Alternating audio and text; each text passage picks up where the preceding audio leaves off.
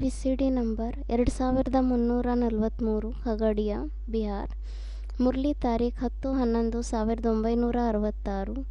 ಇನ್ನೊಂದು ಮುರಳಿ ತಾರೀಖ್ 5-11-1966. ನುಡಿಸಿರುವಂಥ ತಾರೀಖ್ 25-5-2017.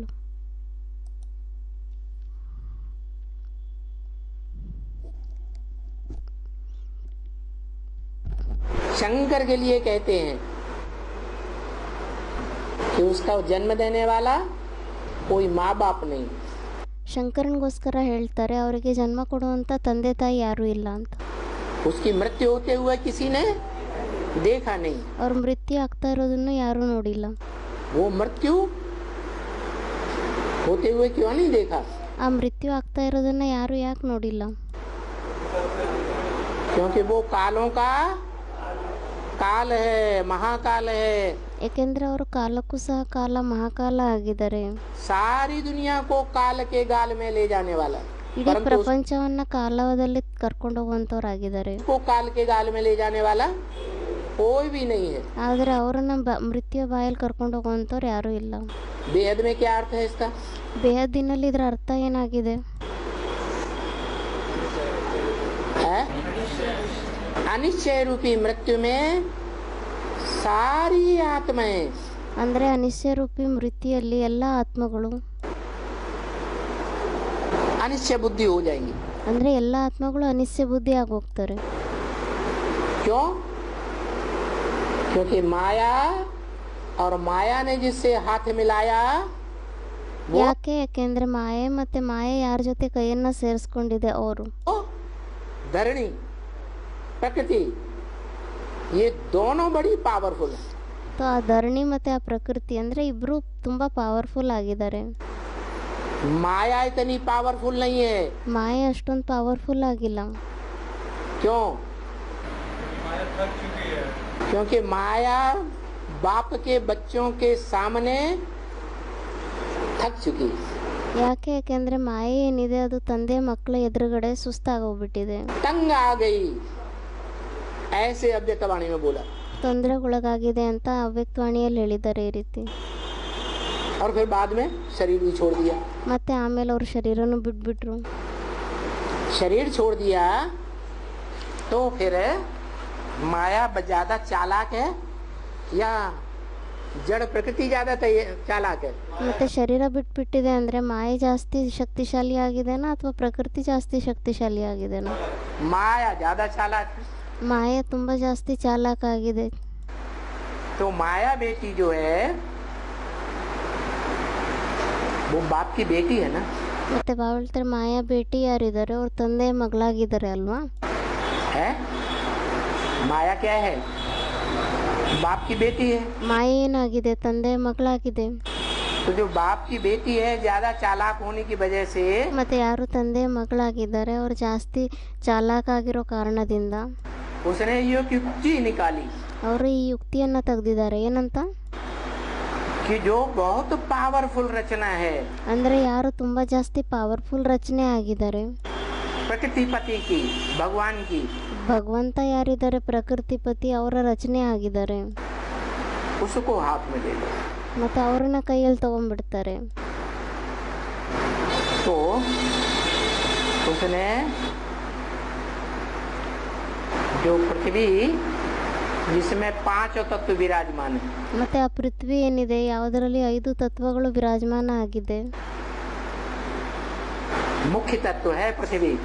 ಅದರಲ್ಲಿ ಮುಖ್ಯ ತತ್ವ ಆಗಿದೆ ಪೃಥ್ವಿ, धरणी माता. ಅಂದ್ರೆ ಧರಣಿ ಮಾತಾ ಆಗಿದೆ. उससे हाथ मिला लिया. धरणी माता कौन? ಮತ್ತೆ ಆ ಧರಣಿ ಮಾತಾ ಯಾರಿದ್ದಾರೆ? ಅವ್ರ ಜೊತೆ ಇವರು ಕೈಯನ್ನ ಸೇರಿಸ್ಕೊಂಡ್ಬಿಟ್ಟಿದ್ದಾರೆ. जगत की अम्बा. ಜಗದಂಬ ಆಗಿದ್ದಾರೆ. उससे हाथ मिलाने के बाद प्रकृति और माया दोनों मिलकर के इतने पावरफुल हो जाते हैं. ಮತ್ತೆ ಅವ್ರ ಜೊತೆ ಕೈ ಸೇರಿಸ್ಕೊಂಡ ನಂತರ ಪ್ರಕೃತಿ ಮತ್ತೆ ಮಾಯಾ ಇಬ್ರು ಅಷ್ಟು ಜಾಸ್ತಿ ಪವರ್ಫುಲ್ ಆಗೋಗ್ತಾರೆ कि सारी दुनिया पर राज्य करते हैं. ಅವರು ಇಡೀ ಪ್ರಪಂಚದ ಮೇಲೆನೆ ರಾಜ್ಯ ಮಾಡ್ತಾರೆ. क्या? जो सिखों में आज भी गायन है, राज करेगा खालसा। ಅದಕ್ಕೋಸ್ಕರ ಸಿಖ್ ಧರ್ಮದಲ್ಲಿ ಇವಾಗೂ ಸಹ ಗಾಯನ ಇದೆ ಏನಂತ, ಯಾರು ಖಾಲಿಸ್ ಆಗಿರ್ತಾರೆ ಅಂದರೆ ಪವಿತ್ರರಾಗಿರ್ತಾರೆ ಅವರೇ ರಾಜ್ಯವನ್ನು ಮಾಡ್ತಾರೆ ಅಂತ. वो धरणी जब बहुत तामसी बन जाती है ಆ ಭೂಮಿ ಯಾವಾಗ ತುಂಬ ಜಾಸ್ತಿ ತಾಮಸಿ ಆಗೋಗುತ್ತೆ, तो महाकाली का रूप धारण करके ಅವಾಗ ಅವರು ಮಹಾಕಾಲಿ ರೂಪವನ್ನು ಧಾರಣೆ ಮಾಡ್ಕೊಂಡ್ಬಿಟ್ಟು सारे असुरों का खात्मा कर देती है। ಇಡೀ ಅಸುರರ ನಾಶವನ್ನು ಮಾಡಿಬಿಡ್ತಾರೆ, राक्षसी वृत्ति वालों का। ಅಂದರೆ ಯಾರು ರಾಕ್ಷಸಿ ವೃತ್ತಿ ಉಳ್ಳುವಂಥವರಾಗಿದ್ದಾರೆ ಅವ್ರ ನಾಶ ಮಾಡ್ತಾರೆ.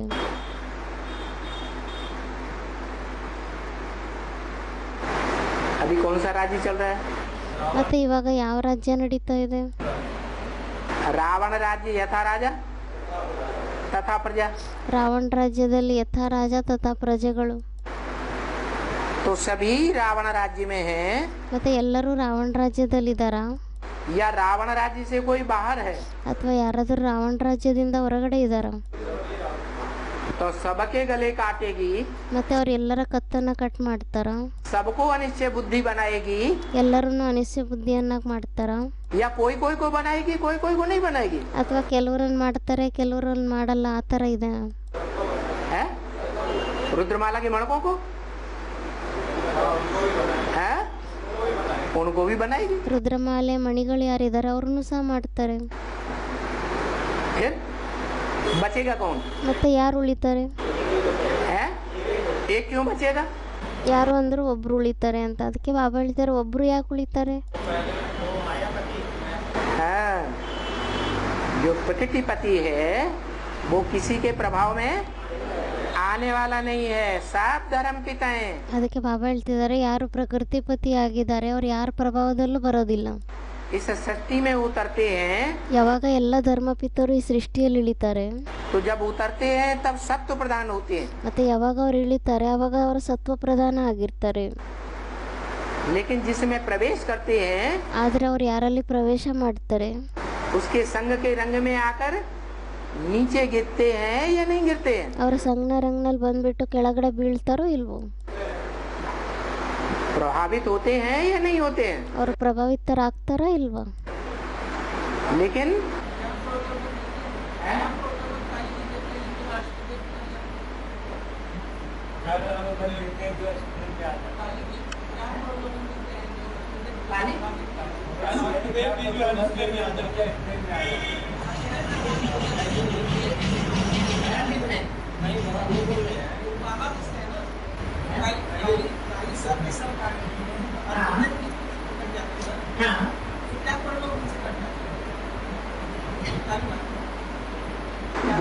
वो सारी सृष्टि की माँ है ना, माँ है या नहीं? ಅವ್ರೇನೋ ಹೇಳಿದ್ರು, ಅದಕ್ಕೆ ಬಾಬಾ ಹೇಳ್ತಿದ್ದಾರೆ ಅವ್ರು ಇಡೀ ಸೃಷ್ಟಿಯ ತಾಯಿ ಆಗಿದಾರೋ ಇಲ್ವೋ? ಆಗಿದ್ದಾರೆ. है जगत माता है ना, ಅವರು ಜಗತ್ ಮಾತಾ ಆಗಿದ್ದಾರೆ ಅಲ್ವಾ? तो जगत माता जिसे जगत माता कहा जाता है ಮತ್ತೆ ಯಾರಿಗೆ ಜಗತ್ತಿನ ತಾಯಿ ಅಂತ ಹೇಳಲಾಗುತ್ತೆ, वो जगत पिता की पत्नी है या नहीं है? ಮತ್ತೆ ಅವರು ಜಗತ್ ಪಿತಾ ಯಾರಿದ್ದಾರೆ ತಂದೆ ಅವ್ರ ಪತ್ನಿ ಆಗಿದಾರೋ ಇಲ್ವೋ? है जगत पिता की पत्नी है। ಅವರು ಜಗತ್ ಪಿತಾನ ಪತ್ನಿ ಆಗಿದ್ದಾರೆ. तो पहली रचना है या बीच की रचना है या लास्ट की रचना है? ಅದಕ್ಕೆ ಬಾಬಾ ಹೇಳಿದಾರೆ ಮತ್ತೆ ಅವ್ರು ಮೊದಲನೇ ರಚನೆ ಆಗಿದಾರಾ ಅಥವಾ ಮಧ್ಯದ ರಚನೆ ಆಗಿದಾರಾ ಅಥವಾ ಕೊನೆಯ ರಚನೆ ಆಗಿದಾರಾ? पहली रचना है ना, ಅವ್ರು ಮೊದಲನೇ ರಚನೆ ಆಗಿದ್ದಾರೆ ಅಲ್ವಾ? तो जो पति है प्रकृति का वो अपनी एड़ी चोटी की सारी पावर लगा करके उसको तैयार करता है या नहीं? ಮತ್ತೆ ಯಾರು ಪ್ರಕೃತಿ ಪತಿ ಆಗಿದ್ದಾರೆ ಅವರು ತಮ್ಮ ಕಾಲಿನಿಂದ ತಲೆವರೆಗೂ ಇರುವಂತ ಶಕ್ತಿಯನ್ನು ಹಾಕ್ಬಿಟ್ಟು ಅವರನ್ನ ತಯಾರು ಮಾಡ್ತಾರೋ ಇಲ್ವೋ? तो ज्यादा पावरफुल बनती है या नहीं? ತಯಾರು ಮಾಡ್ತಾರೆ. ಮತ್ತೆ ಅವ್ರು ಜಾಸ್ತಿ ಪವರ್ಫುಲ್ ಆಗ್ತಾರೋ ಇಲ್ವೋ? ज्यादा पावरफुल बनती है, इसीलिए सबको खलास कर देती। ಅವರು ಜಾಸ್ತಿ ಪವರ್ಫುಲ್ ಆಗ್ತಾರೆ, ಅದಕ್ಕೋಸ್ಕರ ಅವ್ರು ಎಲ್ಲರನ್ನೂ ನಷ್ಟ ಮಾಡಿಬಿಡ್ತಾರೆ. सर्प के बारे में ये जानते होंगे बहुत से लोग। ಹಾವಿನ ಬಗ್ಗೆ ಈ ಮಾತನ್ನ ತುಂಬಾ ಜನಗಳು ತಿಳ್ಕೊಬೋದಾಗಿದೆ. कि सर्पिणी जब अंडे देती है तो उसकी कुंडली के अंदर जितने बच्चे आ जाएंगे वो उन सबको खा जाती है। ಅದಕ್ಕೆ ಬಾಬಾ ಹೇಳ್ತಿದ್ದಾರೆ, ಇವಾಗ ಹಾವು ಇರುತ್ತಲ್ವ, ಅದರಲ್ಲಿ ಹೆಣ್ಣು ಹಾವೇನು ಮಾಡುತ್ತೆ, ಯಾವಾಗ ಮೊಟ್ಟೆಯನ್ನು ಕೊಡುತ್ತೋ ಅವಾಗ ಆ ಮೊಟ್ಟೆಯನ್ನು ಏನು ಮಾಡುತ್ತೆ, ತನ್ನಲ್ಲೇ ಅರ್ಧ ಇದರಲ್ಲಿ ಇದ್ರಲ್ಲಿ ಒಳಗಡೆ ಎಷ್ಟು ಬಂದುಬಿಡುತ್ತೋ ಮೊಟ್ಟೆ, ಅದನ್ನು ಅರ್ಧ ಎಲ್ಲ ತಿಂದುಬಿಡುತ್ತೆ ಅದೇ.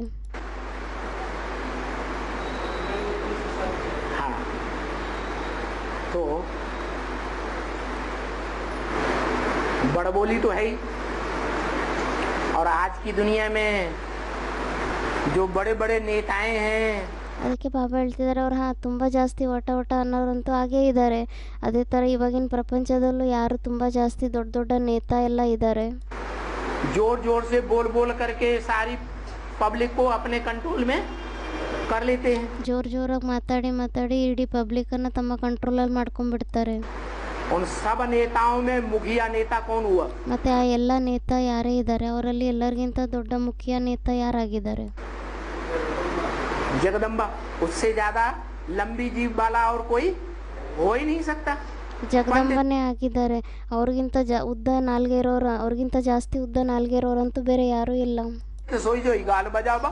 ಪಂಡಿತ ಸೊಯ್ ಜೋ ಗಾಲ್ ಬಜಾವ ಅಂದರೆ ಯಾರು ತುಂಬ ಜಾಸ್ತಿ ಒಟ ಅಂತ ಮಾತಾಡ್ತಾರೋ ಅವ್ರಿಗೆ ಪಂಡಿತರು ಅಂತ ಹೇಳಲಾಗುತ್ತೆ. ये कलयुगी दुनिया की रस्म है. ಅದಕ್ಕೆ ಬಾಬಾ ಹೇಳ್ತಿದ್ದಾರೆ, ಇದು ಕಲಿಯುಗಿ ಪ್ರಪಂಚದ ಸಿದ್ಧಾಂತಗಳಾಗಿದೆ. क्या लोग किसको पंडित समझते हैं? ಜನಗಳೆಲ್ಲ ಯಾರನ್ನ ಪಂಡಿತರು ಅಂತ ತಿಳ್ಕೊಂತಾರೆ?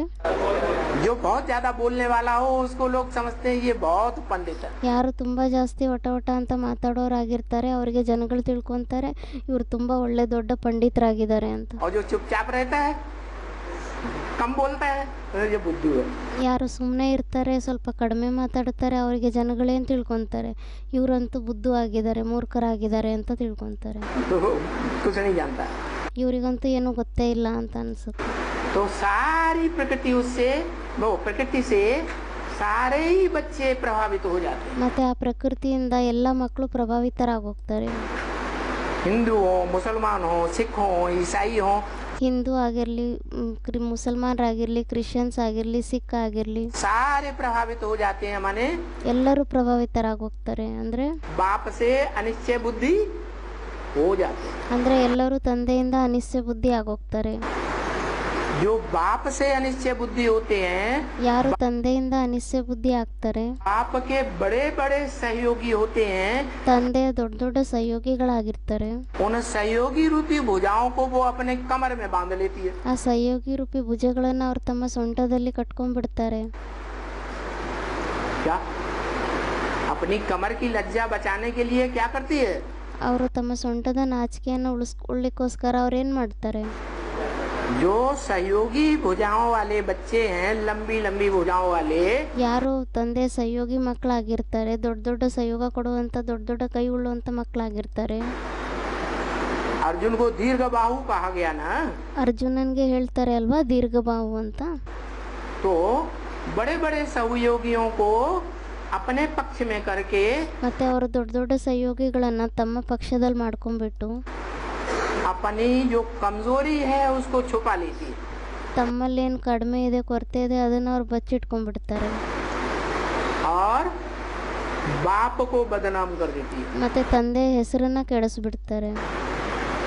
क्या बाप को बदनाम कर देती है? किसके बीच? ಏನಂತ ಹೇಳಿದ್ರು, ತಂದೆಯನ್ನ ಅವರು ಹೆಸರು ಕೆಡಿಸ್ಬಿಡ್ತಾರೆ. ಯಾರ ಮಧ್ಯದಲ್ಲಿ? बच्चों के बीच. ಮಕ್ಕಳ ಮಧ್ಯದಲ್ಲಿ.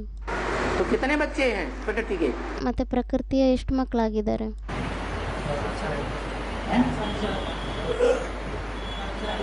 500 को, अरे 4.5 लाख तो हैं.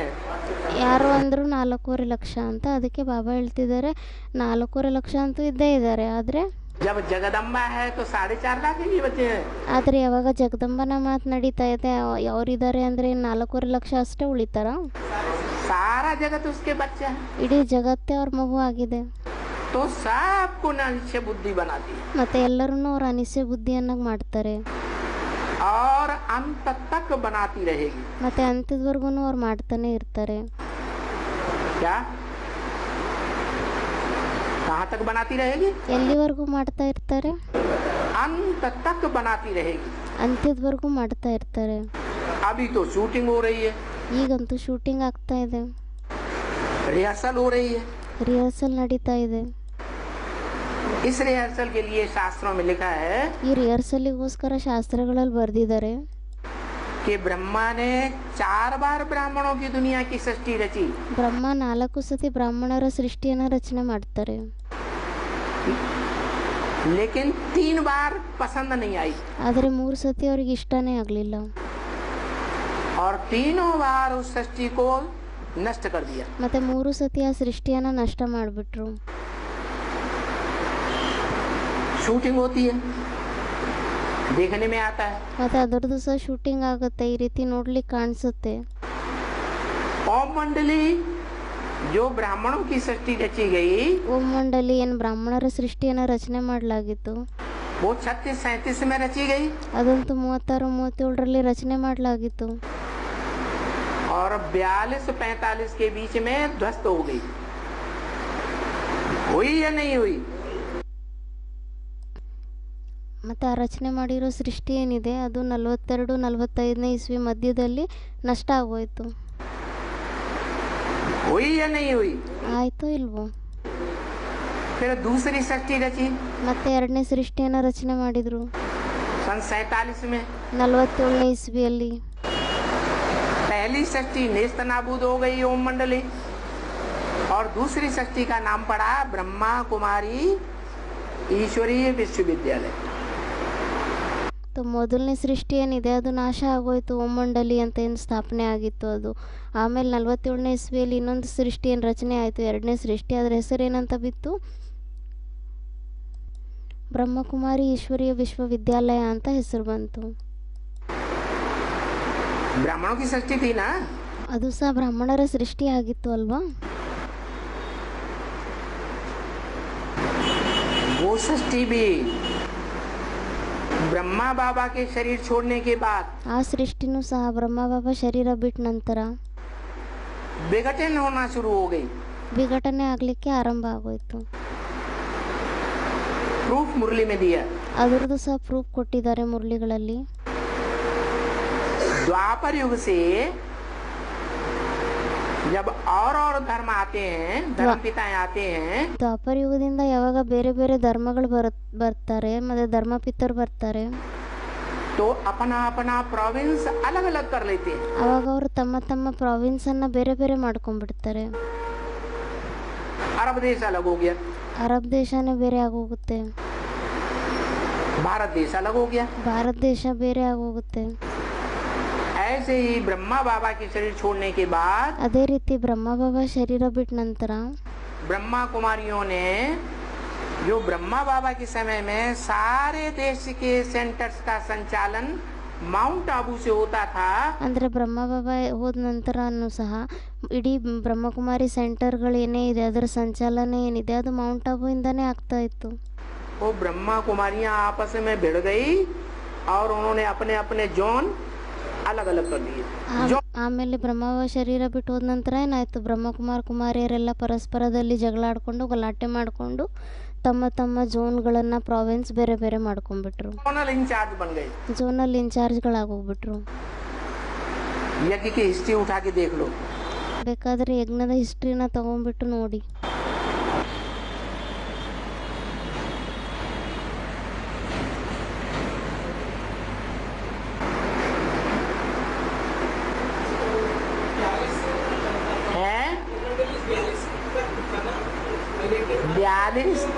बयालीस में ओम मंडली का जो कर्ता धर्ता था मुखिया, 42ನೇ ಇಸ್ವಿಯಲ್ಲಿ ಓಂ ಮಂಡಲಿಯ ಹೆಡ್ ಯಾರಿದ್ರು, ಮುಖ್ಯ ಎಲ್ಲ ಕಾರ್ಯವನ್ನು ಮಾಡುವಂಥವ್ರು, आ ऊ म, आ माने ब्रह्मा, ऊ माने विष्णु, म माने महेश।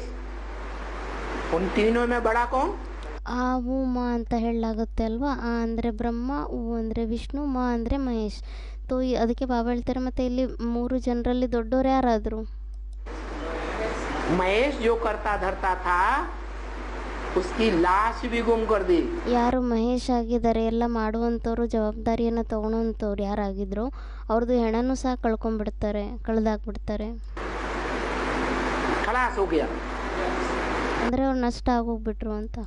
तो जब मुखिया ही चला गया तो ओम मंडली रहेगी। ಮತ್ತೆ ಬಾಬಾ ಹೇಳ್ತಾರೆ ಯಾವಾಗ ಯಾರು ಹೆಡ್ ಇದ್ದಾರೆ ಮುಖ್ಯ ಅವರೇ ಹೊರಟೋಗ್ಬಿಟ್ರು ಅಂದರೆ ಮತ್ತೆ ಓಮಂಡಲಿ ಇರುತ್ತಾ?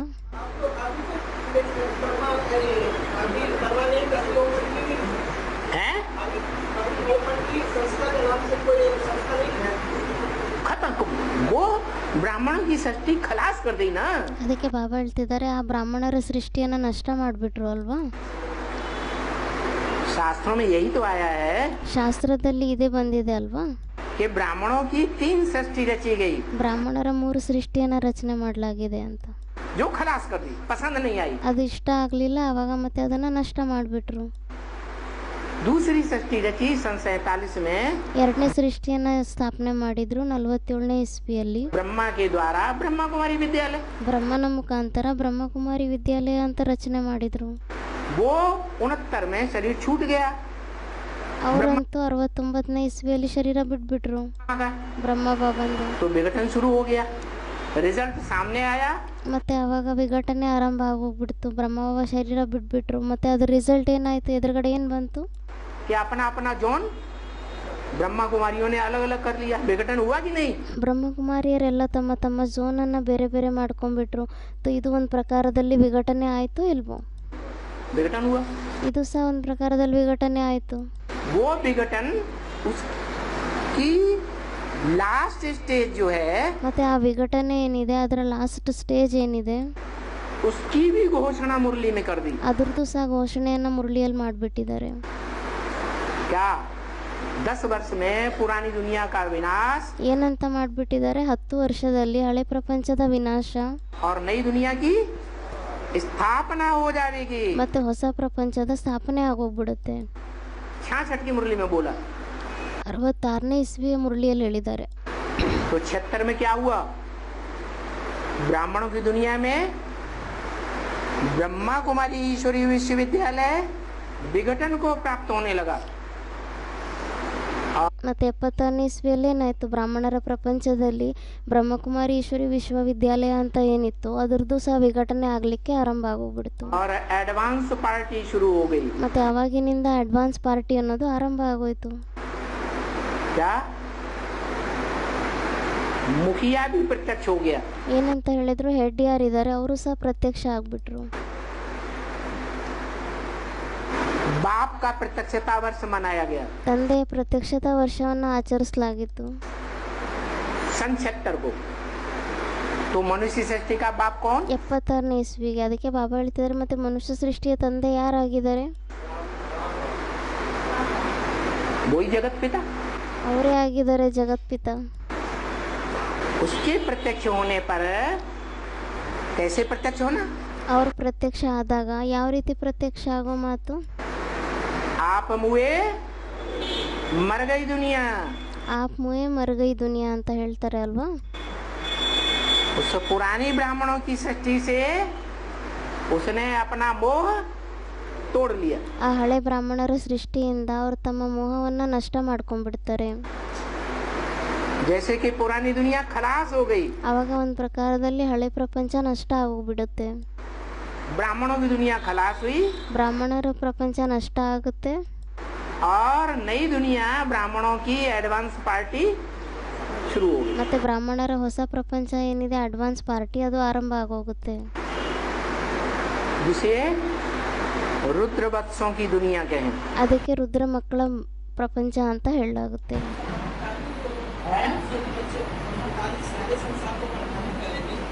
महाकाली की बात उस समय नहीं है। अभी प्रसंगांतर न करो, दूसरी बात चल रही है ना। ಇನ್ನು ಹೇಳ್ತಾ ಇದ್ದಾರೆ ಅವರು. ಅದಕ್ಕೆ ಬಾಬಾ ಹೇಳ್ತಿದ್ದಾರೆ ಆ ಸಮಯದಲ್ಲಿ ಮಹಾಕಾಳಿಯ ಮಾತಿರೋದಿಲ್ಲ. ಇವಾಗ ಬೇರೆ ಮಾತು ನಡೀತಾ ಇದೆ ಟಾಪಿಕ್ಕು, ಅದಕ್ಕೆ ನೀವು ಅದನ್ನ ಪ್ರಸಂಗವನ್ನ ಬದಲಾವಣೆ ಮಾಡಬೇಡಿ ಅಂತ ಹೇಳ್ತಾ ಇದ್ದಾರೆ ಬಾಬಾ. तो ये तीसरी बार सृष्टि हुई शुरू। ಮತ್ತೆ ಅವಾಗ ಇದು 3ನೇ ಸೃಷ್ಟಿ ಆರಂಭ ಆಗುತ್ತೆ ब्रह्मा द्वारा,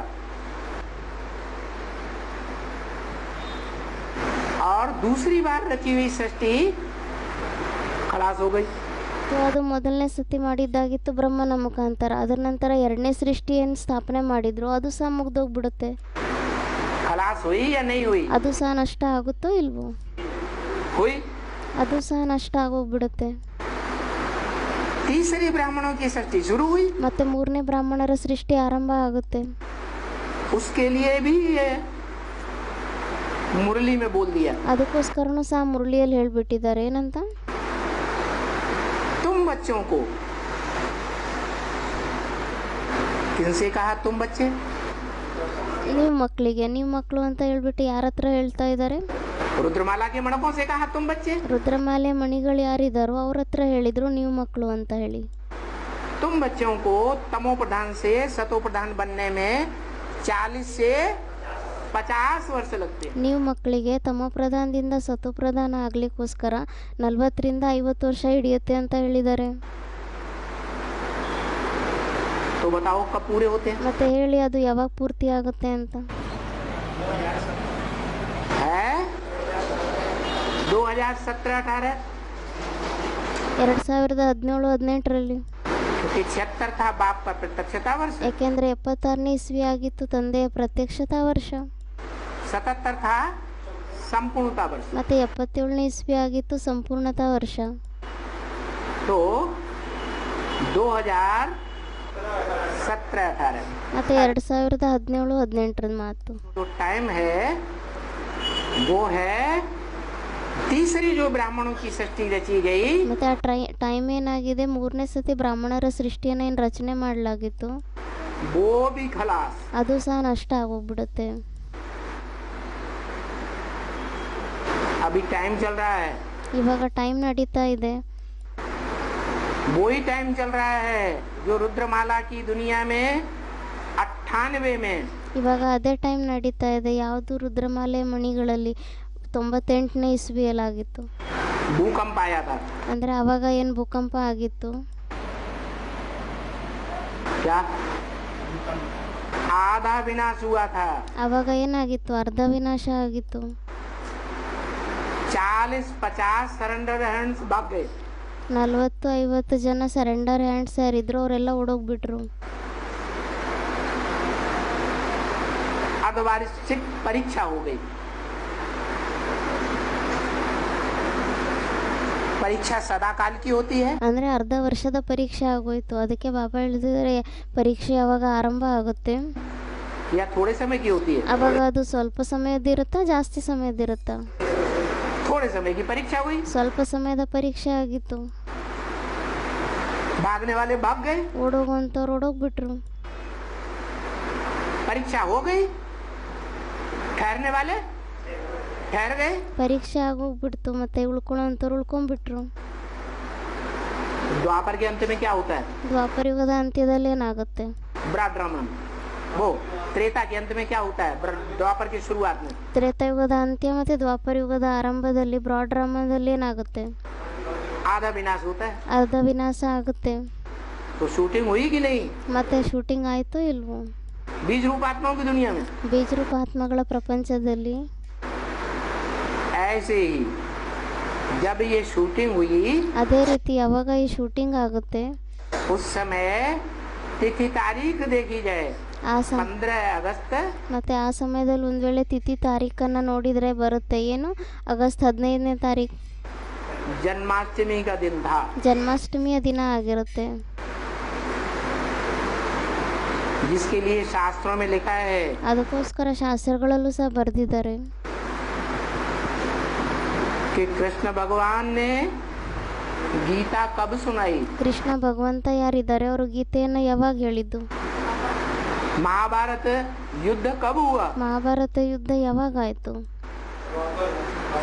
द्वापर के आदि में, द्वापर के अंत में? ದ್ವಾಪರ ಯುಗದ ಆದಿಯಲ್ಲ ಅಥವಾ ದ್ವಾಪರ ಯುಗದ ಅಂತ್ಯದಲ್ಲ? द्वापर के अंत में। ದ್ವಾಪರ ಯುಗದ ಅಂತ್ಯದಲ್ಲಿ. तो महाभारत युद्ध हुआ और कृष्ण के द्वारा कराया गया। ಮತ್ತೆ ಮಹಾಭಾರತ ಯುದ್ಧ ಆಯಿತು, ಮತ್ತೆ ಅದು ಕೃಷ್ಣನ ಮುಖಾಂತರ ಮಾಡಿಸಲಾಗಿತ್ತು. तो कृष्ण का जन्म भी हुआ होगा? ಮತ್ತೆ ಆವಾಗ ಕೃಷ್ಣನ ಜನ್ಮನೂ ಆಗಿರ್ಬೋದು.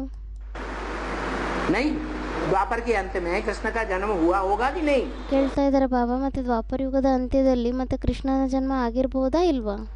हुआ, ಆಗಿರ್ಬೋದು. तो उसकी शूटिंग हो गई। ಮತ್ತೆ ಅದರದ್ದು ಅಲ್ಲಿ ಶೂಟಿಂಗ್ ಆಗೋಯ್ತು. कहते हैं कि जो ब्राह्मण होते हैं उनका 2 जन्म होता है। ಹೇಳ್ತಾರೆ ಯಾರು ಬ್ರಾಹ್ಮಣರಾಗಿರ್ತಾರೆ ಅವ್ರದ್ದು 2 ಜನ್ಮ ಆಗಿರುತ್ತೆ. एक जन्म माँ के पेट से, ಒಂದು ಜನ್ಮ ಆಗಿದೆ ತಾಯಿಯ ಗರ್ಭದಿಂದ, और दूसरा जन्म जब यज्ञोपवीत धारण करते हैं। ಮತ್ತೆ ಎರಡನೇ ಜನ್ಮ ಯಾವಾಗ ಆಗುತ್ತೆ? ಯಾವಾಗ ಯಜ್ಞೋಪವೀತವನ್ನ ಧಾರಣೆ ಮಾಡ್ಕೊಂತಾರೆ, ज्ञान के 3 सूत्र धारण करते हैं। ಜ್ಞಾನದ 3 ಸೂತ್ರಗಳನ್ನ ಧಾರಣೆ ಮಾಡ್ಕೊಂತಾರೆ. 3 सूत्र कौन से? ಆ 3 ಸೂತ್ರಗಳು ಯಾವ್ಯಾವ್ದಾಗಿದೆ? ब्रह्मा का सूत्र, विष्णु का ज्ञान सूत्र, ಬ್ರಹ್ಮನ ಜ್ಞಾನ ಸೂತ್ರ, ಮತ್ತೆ ವಿಷ್ಣುವಿನ ಜ್ಞಾನ ಸೂತ್ರ, ಮತ್ತೆ शंकर का ज्ञान सूत्र, ಮತ್ತೆ ಇನ್ನೊಂದಾಗಿದೆ ಶಂಕರನ ಜ್ಞಾನ ಸೂತ್ರ. जिसे कहते हैं त्रिमूर्ति रोड। ಅದಕ್ಕೆ ಹೇಳಲಾಗುತ್ತೆ ತ್ರಿಮೂರ್ತಿ ರೋಡ್. रोड माने रास्ता, ರೋಡ್ ಅಂದ್ರೇನೆ ದಾರಿ. त्रिमूर्ति हाउस को ತ್ರಿಮೂರ್ತಿ ಹೌಸ್ ಅಂತಾನೂ ಹೇಳಲಾಗುತ್ತೆ. ये तीनों जो ज्ञान के सूत्र हैं, ಮತ್ತೆ ಈ 3 ಜ್ಞಾನದ ಸೂತ್ರಗಳೇನೇ ಇದೆ, उनकी जहाँ गांठ लगाई जाती है ಮತ್ತೆ ಎಲ್ಲಿ ಅವರ ಗಂಟನ್ನ ಹಾಕಲಾಗುತ್ತೆ उसको कहते हैं ब्रह्म फांस। क्या? ಅದಕ್ಕೆ ಹೇಳಲಾಗುತ್ತೆ ಬ್ರಹ್ಮ ಫಾಸ್ ಅಂತ. ಅಂದ್ರೆ जो ब्रह्मा नाम के हैं वो सब एक गांठ में फंस गए। ಅಂದ್ರೆ ಯಾರೇ ಬ್ರಹ್ಮ ಹೆಸರಿನವರಾಗಿದ್ದಾರೆ ಅವರೆಲ್ಲರೂ ಒಂದೇ ಗಂಟಲ್ಲಿ ಸಿಕ್ಕಾಕೊಂಡ್ಬಿಡ್ತಾರೆ. तो जो ब्रह्मा बनते हैं वही क्या बनते हैं? विष्णु। ಮತ್ತೆ ಯಾರು ಬ್ರಹ್ಮ ಆಗ್ತಾರೆ ಅವರೇ ಏನಾಗ್ತಾರೆ? ವಿಷ್ಣುನೂ ಆಗ್ತಾರೆ. विष्णु बने तो 5 ब्रह्मा नामधारी एक गांठ में बंध गए या नहीं बंध गए? ಮತ್ತೆ ವಿಷ್ಣು ಯಾವಾಗ ಆಗ್ತಾರೆ ಅವಾಗ 5 ಜನ ಬ್ರಹ್ಮ ಹೆಸರನ್ನ ಪಡೆಯುವಂತವ್ರು ಯಾರೇ ಇದ್ದಾರೆ ಅವರೆಲ್ಲರೂ ಒಂದೇ ಗಂಟಲ್ಲಿ ಸಿಕ್ಕಾಕೊಂತಾರೋ ಇಲ್ವೋ? है? बंध गए। ಎಲ್ಲರೂ ಒಂದರಲ್ಲೇ ಸಿಕ್ಕಾಕೊಂಡ್ಬಿಡ್ತಾರೆ, ಬಂಧಿತರಾಗಿ ಹೋಗ್ತಾರೆ. तो बताया कि जो आधा विनाश होता है ಅದಕ್ಕೋಸ್ಕರ ಮತ್ತೆ ಹೇಳಿದ್ರು ಏನು ಅರ್ಧ ವಿನಾಶ ಆಗುತ್ತೆ. द्वापर के अंत में उस समय कृष्ण का भी जन्म होता है। ಅದು ದ್ವಾಪರ ಯುಗದ ಅಂತ್ಯದಲ್ಲಿ ಏನು ಅರ್ಧ ವಿನಾಶ ಆಗುತ್ತೆ, ತ್ರೇತಾಯುಗದ ಅಂತ್ಯದಲ್ಲಿ ಮತ್ತೆ ದ್ವಾಪರ ಯುಗದ ಆರಂಭದಲ್ಲಿ. तो ಅದರಲ್ಲಿ ಕೃಷ್ಣಂದೇನು ಜನ್ಮ ತೋರಿಸ್ತಾರೆ ದ್ವಾಪರ ಯುಗದ ಅಂತ್ಯ ಅಂತ. और कृष्ण जन्म की यादगार 15 अगस्त और जन्माष्टमी। ಮತ್ತೆ ಆ ಕೃಷ್ಣನ ಜನ್ಮದಲ್ಲಿ ನೆನಪಾರ್ಥವನ್ನ ತೋರಿಸ್ತಾರೆ. ಆಗಸ್ಟ್ 15ನೇ ತಾರೀಕು ಆಗಿರುತ್ತೆ, ಜನ್ಮಾಷ್ಟಮಿ ಆಗಿರುತ್ತೆ ಅಂತ. एक ही तारीख को हुए। ಎರಡು ಒಂದೇ ತಾರೀಕಿಗೆ ಆಗುತ್ತೆ. जो कृष्ण वाली आत्मा है वो डबल छुटकारा पाए। ಯಾರು ಕೃಷ್ಣನ ಆತ್ಮ ಆಗಿದ್ದಾರೆ ಅವರು ಡಬಲ್ ಬಿಡುಗಡೆಯನ್ನ ಪಡ್ಕೊಂತಾರೆ. एक तो ये दुनिया ही जेल है। ಒಂದಂತೂ ಈ ಪ್ರಪಂಚನೇ ಜೈಲಾಗಿದೆ. दुनिया का बंधन में रहना, समाज के बंधन में रहना क्या है? ಪ್ರಪಂಚದಲ್ಲಿರೋದು, ಜನಗಳ ಬಂಧನದಲ್ಲಿರೋದು जेल है। ಅದೆಲ್ಲ ಏನಾಗಿದೆ? ಜೈಲೇ ಆಗಿದೆ. और दूसरे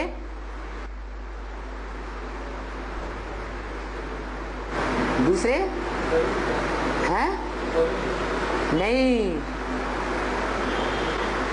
जो अज्ञानता का बंधन है ಮತ್ತೆ ಇನ್ನೊಂದೇನಾಗಿದೆ? ಇನ್ನೊಂದಾಗಿದೆ ಏನು ಅಜ್ಞಾನತೆಯ ಬಂಧನ ಅನ್ನೋದೇನಿದೆ उससे भी मुक्त हो जाती है। ಅದರಿಂದನೂ ಮುಕ್ತರಾಗೋಗ್ತಾರೆ. ज्ञान गर्भ कहते हैं ना, तो ज्ञान गर्भ से जब बाहर आई ಜ್ಞಾನ ಗರ್ಭ ಅಂತ ಹೇಳ್ತಾರೆ ಅಲ್ವಾ, ಮತ್ತೆ ಯಾವಾಗ ಅವರು ಆ ಜ್ಞಾನ ಗರ್ಭದಿಂದ ಹೊರಗಡೆ ಬರ್ತಾರೆ तो जन्म हुआ। ಅವಾಗ ಅವ್ರದ್ದು ಜನ್ಮ ಆಗುತ್ತೆ. बाहर की दुनिया से भी मुक्त ಹೊರಗಡೆ ಪ್ರಪಂಚದಿಂದನೂ ಮುಕ್ತರಾಗ್ತಾರೆ. और अंदर के संकल्पों के संघर्ष से भी मुक्त। ಮತ್ತೆ ಒಳಗಡೆ ಸಂಘರ್ಷ ಏನಿದೆ, ಸಂಕಲ್ಪಗಳ ಸಂಘರ್ಷ, ಅದರಿಂದನೂ ಮುಕ್ತರಾಗ್ತಾರೆ. माने पक्का निश्चय बैठता है। ಅಂದ್ರೆ ಪಕ್ಕ ನಿಶ್ಚಯ ಕುತ್ಕೊಂಡ್ಬಿಡುತ್ತೆ. जन्म माने पक्का निश्चय बुद्धि। ಜನ್ಮ ಅಂದ್ರೇನೆ ಪಕ್ಕ ನಿಶ್ಚಯ ಬುದ್ಧಿ. और दुनिया के बंधन से मुक्त माना ಮತ್ತೆ ಪ್ರಪಂಚದ ಬಂಧನದಿಂದ ಮುಕ್ತರಾಗೋದು ಅಂದ್ರೆ पहले समाज के अंदर प्रत्यक्ष थी, ಮೊದಲು ಪ್ರಪಂಚದ ಒಳಗಡೆ ಸಮಾಜದ ಎದುರುಗಡೆ ಪ್ರತ್ಯಕ್ಷ ಆಗಿದ್ರು. तो बंधन था। ಅವಾಗ ಬಂಧನ ಇತ್ತು. बाद में क्या होता है, जो दुनियावी समाज है ಮತ್ತೆ ಆಮೇಲೆ ಏನಾಗುತ್ತೆ, ಪ್ರಪಂಚದ ಸಮಾಜ ಅನ್ನೋದೇನಿದೆ उसकी दृष्टि से ओझल हो जाती है, ಅವ್ರ ದೃಷ್ಟಿಯಿಂದ ಅದೃಶ್ಯ ಆಗೋಗ್ತಾರ, या समाज के सामने प्रत्यक्ष रहती है। ಅಥವಾ ಸಮಾಜದ ಎದುರುಗಡೆ ಪ್ರತ್ಯಕ್ಷ ಆಗಿರ್ತಾರ। जो अव्यक्त वाणी में बोला, ಅದಕ್ಕೋಸ್ಕರ ಅವ್ಯಕ್ತವಾಣಿಯಲ್ಲೂ ಸಹ ಹೇಳಿದ್ದಾರೆ, दुनिया कहती है कि ब्रह्मा कुमारियों के बाबा गुप्त हो गए। ಪ್ರಪಂಚದವ್ರು ಹೇಳ್ತಾರೆ ಏನಂತ, ಬ್ರಹ್ಮಕುಮಾರಿಯವರ ಬಾಬಾ ಏನಿದ್ದಾರೆ ಅವ್ರು ಗುಪ್ತ ಆಗ್ಬಿಟ್ಟಿದ್ದಾರೆ ಅಂತ। और बाप कहते हैं बच्चों के सामने बाप दादा जब चाहे गुप्त नहीं है, प्रत्यक्ष है। ಆದ್ರೆ ಬಾಬ್ದಾದ ಹೇಳ್ತಾರೆ ಏನಂತ, ಬಾಬ್ದಾದ ಏನಿದ್ದಾರೆ ತಂದೆ, ಅವ್ರ ಮಕ್ಳ ಎದುರುಗಡೆ ಗುಪ್ತ ಆಗಿಲ್ಲ, ಯಾವಾಗ ಬೇಕೋ ಅವಾಗ ಅವರು ಪ್ರತ್ಯಕ್ಷ ಆಗಿದ್ದಾರೆ। तो बच्चों के सामने प्रत्यक्ष हो गए, ಮತ್ತೆ ಮಕ್ಳ ಎದುರುಗಡೆ ಪ್ರತ್ಯಕ್ಷ ಆಗ್ಬಿಟ್ಟಿದ್ದಾರೆ। माने जो ब्राह्मण है उन्हें ब्राह्मणों की दुनिया में प्रत्यक्ष हो गए, ಅಂದ್ರೆ ಬ್ರಾಹ್ಮಣರು ಯಾರೇ ಇದ್ದಾರೆ ಆ ಬ್ರಾಹ್ಮಣರ ಪ್ರಪಂಚದಲ್ಲಿ ಅವ್ರ ಎದುರುಗಡೆ ಪ್ರತ್ಯಕ್ಷ ಆಗ್ಬಿಟ್ಟಿದ್ದಾರೆ, और दुनिया वालों की नजरों से गुप्त हो गए। ಮತ್ತೆ ಪ್ರಪಂಚದವರ ದೃಷ್ಟಿಯಿಂದ ಗುಪ್ತ ಆಗ್ಬಿಟ್ಟಿದ್ದಾರೆ। तो समाज का जो बाहर का बंधन है, ಮತ್ತೆ ಪ್ರಪಂಚದ ಸಮಾಜದ ಏನು ಹೊರಗಡೆ ಬಂಧನ ಇದೆ, उससे मुक्त हुए या नहीं हुए ಮತ್ತೆ ಅದರಿಂದ ಮುಕ್ತರಾಗಿದ್ದಾರೋ ಇಲ್ವೋ, हैं? और अज्ञान के बंधन से भी मुक्त हो गए अगर निश्चय बुद्धि है पक्का। ಮತ್ತೆ ಒಂದ್ ವೇಳೆ ಪಕ್ಕಾ ನಿಶ್ಚಯ ಬುದ್ಧಿ ಆಗಿದ್ದಾರೆ ಅಂದ್ರೆ ಅಜ್ಞಾನದ ಬಂಧನದಿಂದನೂ ಮುಕ್ತರಾಗ್ಬಿಟ್ಟಿದ್ದಾರೆ। तो इस तरह पहला जन्म हुआ ब्राह्मण का। ಮತ್ತೆ ಈ ರೀತಿ ಮೊದಲನೇ ಜನ್ಮ ಆಗಿದೆ ಬ್ರಾಹ್ಮಣರದು। पहला पत्ता कौन? ಮೊದಲನೇ ಎಲೆ ಯಾರಾಗಿದ್ದಾರೆ? कृष्ण। ಕೃಷ್ಣನೇ ಆಗಿದ್ದಾರೆ। वो पहले पत्ते का जन्म हुआ और वो पहला पत्ता जो कृष्ण है, ಮತ್ತೆ ಮೊದಲನೇ ಎಲೆ ಜನ್ಮ ಏನಾಗಿದೆ, ಆ ಮೊದಲನೇ ಎಲೆ ಏನಾಗಿದೆ, ಕೃಷ್ಣ ಮಗು ಆಗಿದ್ದಾರೆ। तो संगम युग में अकेला पार्ट बजाता है ಮತ್ತೆ ಅವರು ಸಂಗಮ ಯುಗದಲ್ಲಿ ಒಂಟಿಯಾಗಿ ಪಾತ್ರವನ್ನ ಮಾಡ್ತಾರ, या किसी आत्मा के साथ साथ पार्ट बजाता ಅಥವಾ ಯಾವುದೇ ಆತ್ಮದ ಜೊತೆಯಲ್ಲಿ ಪಾತ್ರವನ್ನ ಮಾಡ್ತಾರ। है? किसके साथ? जो राम वाली आत्मा है, जो शंकर है, उसके मस्तक में चंद्रमा दिखाते हैं। ಅಂದ್ರೆ ರಾಮನ ಆತ್ಮ ಯಾರಿದ್ದಾರೆ ಅಂದ್ರೆ ಶಂಕರನ ಪಾತ್ರಧಾರಿ ಯಾರಿದ್ದಾರೆ, ಶಂಕರನ ಮಸ್ತಕದಲ್ಲೇನ್ ತೋರಿಸ್ತಾರೆ, ಚಂದ್ರನ ತೋರಿಸ್ತಾರೆ। अधूरा या संपूर्ण? ಅದಕ್ಕೆ ಬಾಬಾ ಹೇಳ್ತಾರೆ, ಮತ್ತೆ ಆ ಚಂದ್ರ ಏನಿದೆ ಅರ್ಧಂಬರ್ಧ ಚಂದ್ರನ ತೋರಿಸ್ತಾರ ಅಥವಾ ಸಂಪೂರ್ಣ ಚಂದ್ರ ಅಂತ ತೋರಿಸ್ತಾರ? अधूरा क्यों? ಅರ್ಧ ಚಂದ್ರವನ್ನ ತೋರಿಸ್ತಾರೆ ಅಂದ್ರೆ ಯಾಕೆ? अधूरा इसलिए कि उसकी बुद्धि में ये बात पक्की नहीं बैठी है ಅರ್ಧ ಅದಕ್ಕೋಸ್ಕರ ಆಗಿದೆ ಯಾಕೆಂದ್ರೆ ಅವ್ರ ಬುದ್ಧಿಯಲ್ಲಿ ಮಾತಿನ್ನು ಪಕ್ಕ ಕುತ್ಕೊಂಡೇ ಇಲ್ಲ, कि मुझ आत्मा का बाप कौन है, ನಾನು ಆತ್ಮ ಏನಿದ್ದೀನಿ ನನ್ನ ತಂದೆ ಯಾರಾಗಿದ್ದಾರೆ। और इस सृष्टि पर वो बाप साकार भी है या सिर्फ निराकार है। ಮತ್ತೆ ಈ ಸೃಷ್ಟಿಯಲ್ಲಿ ಆ ತಂದೆ ಸಾಕಾರನೂ ಆಗಿದಾರ ಅಥವಾ ಕೇವಲ ನಿರಾಕಾರನೇ ಆಗಿದಾರ? ये बात बुद्धि में नहीं बैठती, ಈ ಮಾತು ಬುದ್ಧಿಯಲ್ಲೇ ಕುತ್ಕೊಳ್ಳೋದಿಲ್ಲ, इसलिए अधूरा चंद्रमा है, ಅದಕ್ಕೋಸ್ಕರ ಅರ್ಧ ಚಂದ್ರ ಆಗಿದೆ, संपूर्ण चंद्रमा नहीं है। ಸಂಪೂರ್ಣ ಚಂದ್ರಮ ಆಗಿಲ್ಲ। लेकिन वो अधूरा होते हुए भी ಆದ್ರೆ ಅವರು ಅರ್ಧಂಬರ್ಧ ಆಗಿದ್ರೂ ಸಹ धर्म की धारणाओं का राजा आत्मा है या नहीं है? ಅವರು ಧರ್ಮದ ಧಾರಣೆಯನ್ನ ಮಾಡ್ಕೊಳ್ಳೋದ್ರಲ್ಲಿ ರಾಜ ಆತ್ಮ ಆಗಿದಾರೋ ಇಲ್ವೋ? राजा है, ರಾಜನೇ ಆಗಿದ್ದಾರೆ। वो मस्तक पर बैठा हुआ अधूरा चंद्रमा, ಆ ಮಸ್ತಕದ ಮೇಲೆ ಕುತ್ಕೊಂಡಿರುವಂತ ಅರ್ಧ ಚಂದ್ರಮ जो राजा है ಯಾರು ರಾಜ ಆಗಿದ್ದಾರೆ वो अधूरा है, इसलिए सब बच्चों को देखता है। ಅವರು ಅರ್ಧ ಚಂದ್ರಮ ಆಗಿದ್ದಾರೆ, ಅದಕ್ಕೋಸ್ಕರ ಅವರು ಎಲ್ಲ ಮಕ್ಕಳನ್ನು ನೋಡ್ತಾರೆ। क्या कि कौन कौन कैसा कैसा पार्ट बजाता है। ಏನಂತ ನೋಡ್ತಾರೆ, ಯಾರ್ಯಾರು ಯಾವ್ಯಾವ ರೀತಿ ಪಾತ್ರವನ್ನ ಮಾಡ್ತಾರೆ। उसकी नजर में सब कुछ है, ಅವ್ರ ದೃಷ್ಟಿಯಲ್ಲಿ ಎಲ್ಲ ಇದೆ। साकार में था तो नजर इतनी तीखी नहीं थी क्योंकि साकार शरीर का बंधन था। ಸಾಕಾರದಲ್ಲಿ ಯಾವಾಗಿದ್ರು ಅವಾಗ ಅವ್ರ ದೃಷ್ಟಿ ಅಷ್ಟು ತೀಕ್ಷ್ಣವಾಗಿರ್ಲಿಲ್ಲ, ಯಾಕೆಂದ್ರೆ ಸಾಕಾರ ಶರೀರದ ಬಂಧನ ಇತ್ತು। और अभी साकार शरीर का बंधन नहीं है, ಆದರೆ ಇವಾಗ ಸಾಕಾರ ಶರೀರದ ಬಂಧನನೇ ಇಲ್ಲ. तो वो आत्मा सब कुछ देखती है, ಅದಕ್ಕೋಸ್ಕರ ಮತ್ತೆ ಆ ಆತ್ಮ ಎಲ್ಲ ನೋಡುತ್ತೆ. लेकिन धर्मराज के रूप में अभी प्रत्यक्ष नहीं है. ಆದರೆ ಧರ್ಮರಾಜನ ರೂಪದಲ್ಲಿ ಇವಾಗ ಇನ್ನು ಪ್ರತ್ಯಕ್ಷ ಆಗಿಲ್ಲ. कभी तो संपूर्ण बनेगी, ಅವರು ಯಾವಾಗಾದರೂ ಸಂಪೂರ್ಣ ಆಗ್ತಾರೆ ಅಲ್ವಾ? नहीं बनेगी. ಹೇಳ್ತಾ ಇದ್ದಾರೆ ಬಾಬಾ, ಆಗೋದಿಲ್ವಾ ಸಂಪೂರ್ಣ? जब संपूर्ण बनेगी तो वो आत्मा धर्मराज का रूप धारण कर लेती है. ಮತ್ತೆ ಯಾವಾಗ ಅವ್ರು ಸಂಪೂರ್ಣ ಆಗ್ತಾರೋ ಅವಾಗ ಆತ್ಮ ಧರ್ಮರಾಜನ ರೂಪವನ್ನು ಧಾರಣೆ ಮಾಡ್ಕೊಂಡ್ಬಿಡ್ತಾರೆ. वो धर्मराज का रूप ब्रह्मा वाली कृष्ण वाली आत्मा, ಮತ್ತೆ ಆ ಧರ್ಮರಾಜನ ರೂಪ ಏನಿದೆ, ಬ್ರಹ್ಮನ ಆತ್ಮ ಅಂತ ಹೇಳಿ ಅಥವಾ ಕೃಷ್ಣನ ಆತ್ಮ ಅಂತ ಹೇಳಿ, ಅವರು ऐसा रूप धारण करती है भयंकर, ಅವರು ಆ ರೀತಿ ಭಯಂಕರವಾಗಿರುವಂತ ರೂಪವನ್ನ ಧಾರಣೆ ಮಾಡ್ಕೊಂತಾರೆ. कि जो बच्चे नहीं सुधरना चाहते हैं, नहीं सुधरते हैं, गांठ बांध ली है, ಯಾವ ಮಕ್ಕಳು ಸುಧಾರಣೆ ಆಗ್ಲಿಕ್ಕೆ ಇಷ್ಟನೇ ಪಡೋದಿಲ್ಲ, ಸಂಕಲ್ಪ ಇಟ್ಕೊಂಡ್ಬಿಟ್ಟಿದ್ದಾರೆ ನಾವು ಸುಧಾರಣೆ ಆಗೋದೇ ಇಲ್ಲ ಅಂತ ಗಂಟು ಹಾಕೊಂಡ್ಬಿಟ್ಟಿದ್ದಾರೆ, उनको भी सुधरना ही पड़ता है. ಅವ್ರಿಗೂ ಸಹ ಅಂಥವ್ರಿಗೂ ಸಹ ಸುಧಾರಣೆ ಆಗ್ಲೇಬೇಕಾಗುತ್ತೆ. एक एक की खामी को जानती है. ಒಬ್ಬೊಬ್ಬರಲ್ಲಿರುವಂತ ಕಡಿಮೆಯನ್ನ ತಿಳ್ಕೊಂಡಿದ್ದಾರೆ. वही आत्मा जिसने बहुत सहन किया था माता के रूप में, ಇರೋದಂತೂ ಅದೇ ಆತ್ಮ ಆಗಿದ್ದಾರೆ, ಯಾರು ತಾಯಿಯ ರೂಪದಲ್ಲಿ ತುಂಬಾ ಜಾಸ್ತಿ ಸಹನೆ ಮಾಡ್ಕೊಂಡಿದ್ರು. क्या नहीं किया था, सहन किया. ಮಾಡಿರ್ಲಿಲ್ವಾ? ಮಾಡ್ಕೊಂಡಿದ್ರು, ತುಂಬಾ ಸಹನೆ ಮಾಡಿದ್ರು.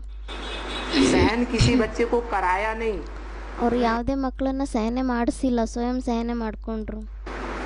स्वयं किया, दूसरों से आशा नहीं की कि करो या न करो. ಬೇರೆಯವ್ರ ಮೇಲೆ ಅವ್ರು ಆಸೆ ಇಟ್ಕೊಳ್ಳಿಲ್ಲ, ಇವು ಸಹನೆ ಮಾಡಲಿ, ಮಾಡ್ಕೋಬಾರ್ದು ಅಥವಾ ಮಾಡ್ಕೋಬೇಕು ಅಂತ. ಏನೇ ಇದ್ರು ಅವ್ರು ಸ್ವಯಂ ಮಾಡಿದ್ರು. वही आत्मा जिसने इतना सहन किया ಮತ್ತೆ ಅದೇ ಆತ್ಮ ಯಾರು ಇಷ್ಟೊಂದು ಜಾಸ್ತಿ ಸಹನೆ ಮಾಡ್ಕೊಂತಾರೆ, कि प्राणों की भी आहुति दे दी. ಅವರು ತಮ್ಮ ಪ್ರಾಣವನ್ನು ಸಹ ಆಹುತಿ ಹಾಕ್ಬಿಟ್ರು. उसका हिसाब किताब कब पूरा होगा उन बच्चों से? ಮತ್ತೆ ಆ ಲೆಕ್ಕಾಚಾರ ಏನಿದೆ ಆ ಮಕ್ಕಳ ಜೊತೆಯಲ್ಲಿ ಅದು ಯಾವಾಗ ಪೂರ್ತಿ ಆಗುತ್ತೆ? हिसाब किताब पूरा होगा या नहीं होगा? ಅವ್ರದ್ದು ಆ ಲೆಕ್ಕಾಚಾರ ಪೂರ್ತಿ ಆಗುತ್ತೋ ಇಲ್ವೋ? तो वो धर्मराज बन करके सारा हिसाब, ಮತ್ತೆ ಅವರು ಧರ್ಮರಾಜ ಆಗ್ಬಿಟ್ಟು ಎಲ್ಲ ಲೆಕ್ಕವನ್ನ, चाहे बेसिक नॉलेज के बच्चे हों, चाहे एडवांस नॉलेज के बच्चे हों, ಅಲ್ಲಿ ಅವ್ರು ಬೇಸಿಕ್ ನಾಲೆಜಿನ ಮಕ್ಕಳೇ ಆಗಿರ್ಲಿ ಅಥವಾ ಅಡ್ವಾನ್ಸ್ ನಾಲೆಜಿನ ಮಕ್ಕಳೇ ಆಗಿರ್ಲಿ, सबसे अपना हिसाब किताब पूरा करते हैं. ಎಲ್ಲರ ಜೊತೆನೂ ತಮ್ಮ ಲೆಕ್ಕಾಚಾರವನ್ನ ಅವ್ರು ಪೂರ್ತಿ ಮಾಡ್ಕೊಂತಾರೆ. बाकी बाप तो प्यार का सागर है, ಬಾಕಿ ತಂದೆ ಅಂತೂ ಪ್ರೀತಿಯ ಸಾಗರ ಆಗಿದ್ದಾರೆ. धर्मराज मार का सागर है. ಧರ್ಮರಾಜ ಅಂತೂ ಹೊಡೆತ ಮಾಡುವಂತ ಸಾಗರ ಆಗಿದ್ದಾರೆ.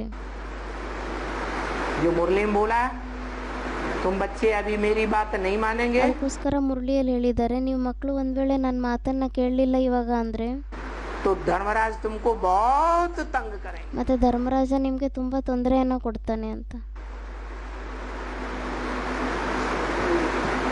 तो वो आत्मा संपूर्ण बनती है ಮತ್ತೆ ಆ ಆತ್ಮ ಸಂಪೂರ್ಣ ಆಗ್ತಾರ, जो मुरली में बोला है, बाप का जन्म और बच्चे का जन्म इकट्ठा है. ಅದಕ್ಕೋಸ್ಕರ ಮುರಳಿಯಲ್ಲಿ ಹೇಳಿದ್ದಾರೆ ಏನಂತ, ತಂದೆ ಜನ್ಮ ಮತ್ತೆ ಮಕ್ಕಳ ಜನ್ಮ ಒಟ್ಟಿಗೆ ಇದೆ ಅಂತ.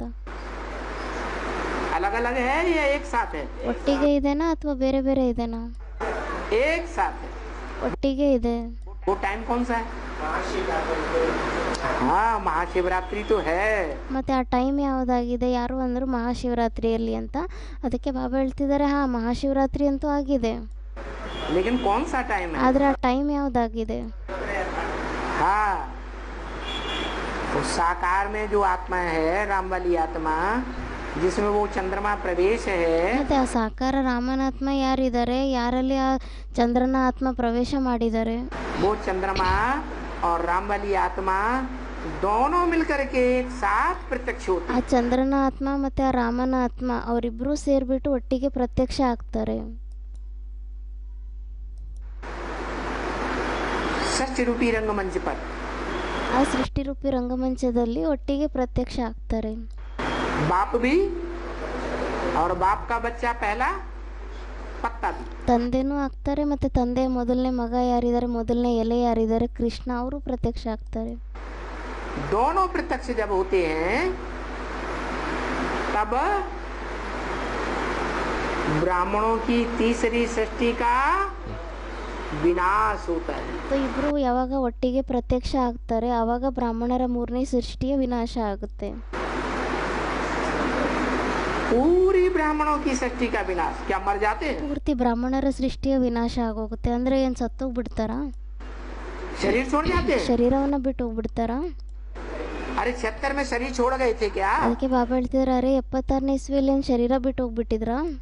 नहीं छोड़ा था. ಬಿಟ್ಟಿರ್ಲಿಲ್ಲ. ऐसे ही शरीर नहीं छोड़ेंगे, लेकिन बाप से अनिश्चय बुद्धि हो जाते हैं. ಅದೇ ರೀತಿ ಶರೀರ ಏನು ಬಿಡೋದಿಲ್ಲ, ಆದರೆ ತಂದೆಯಿಂದ ಅನಿಶ್ಚಯ ಬುದ್ಧಿ ಆಗೋಗ್ತಾರೆ.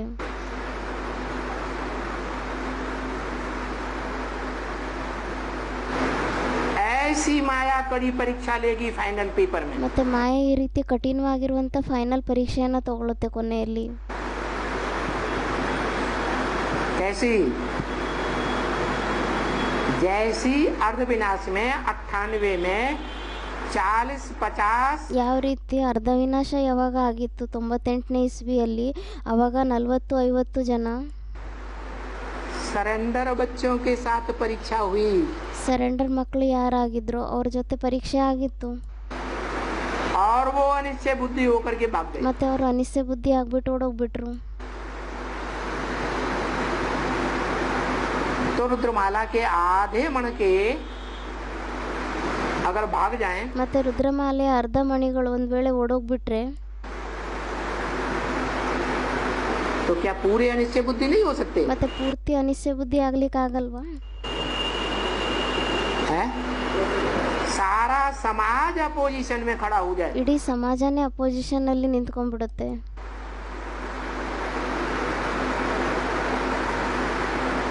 सारी गवर्नमेंट अपोजिशन में खड़ी हो जाए. ಇಡೀ ಗೌರ್ಮೆಂಟ್ ಅಪೋಸಿಷನ್ ಅಲ್ಲಿ ಎದುರುಗಡೆ ನಿಂತ್ಕೊಂಡ್ಬಿಡುತ್ತೆ. सारा माहौल अपोजिशन का बन जाए. ಇಡೀ ವಾತಾವರಣನೇ ಅಪೋಸಿಷನ್ ತರ ಆಗೋಗುತ್ತೆ. तो मनुष्य एक सामाजिक प्राणी है या नहीं है? ಮತ್ತೆ ಮನುಷ್ಯರು ಒಂದು ಸಾಮಾಜಿಕ ಪ್ರಾಣಿ ಆಗಿದಾರೋ ಇಲ್ವೋ? है? बिना समाज के रह सकता है? ಅವ್ರ ಸಮಾಜ ಇಲ್ಲದೆ ಇರ್ಲಿಕ್ಕೆ ಆಗತ್ತಾ? इसलिए सबको महाकाली अनिश्चय बुद्धि बनाती है. ಅದಕ್ಕೋಸ್ಕರ ಎಲ್ಲರಿಗೂ ಮಹಾಕಾಲಿ ಅನಿಶ್ಚಯ ಬುದ್ಧಿಯನ್ನಾಗಿ ಮಾಡ್ಬಿಡುತ್ತೆ.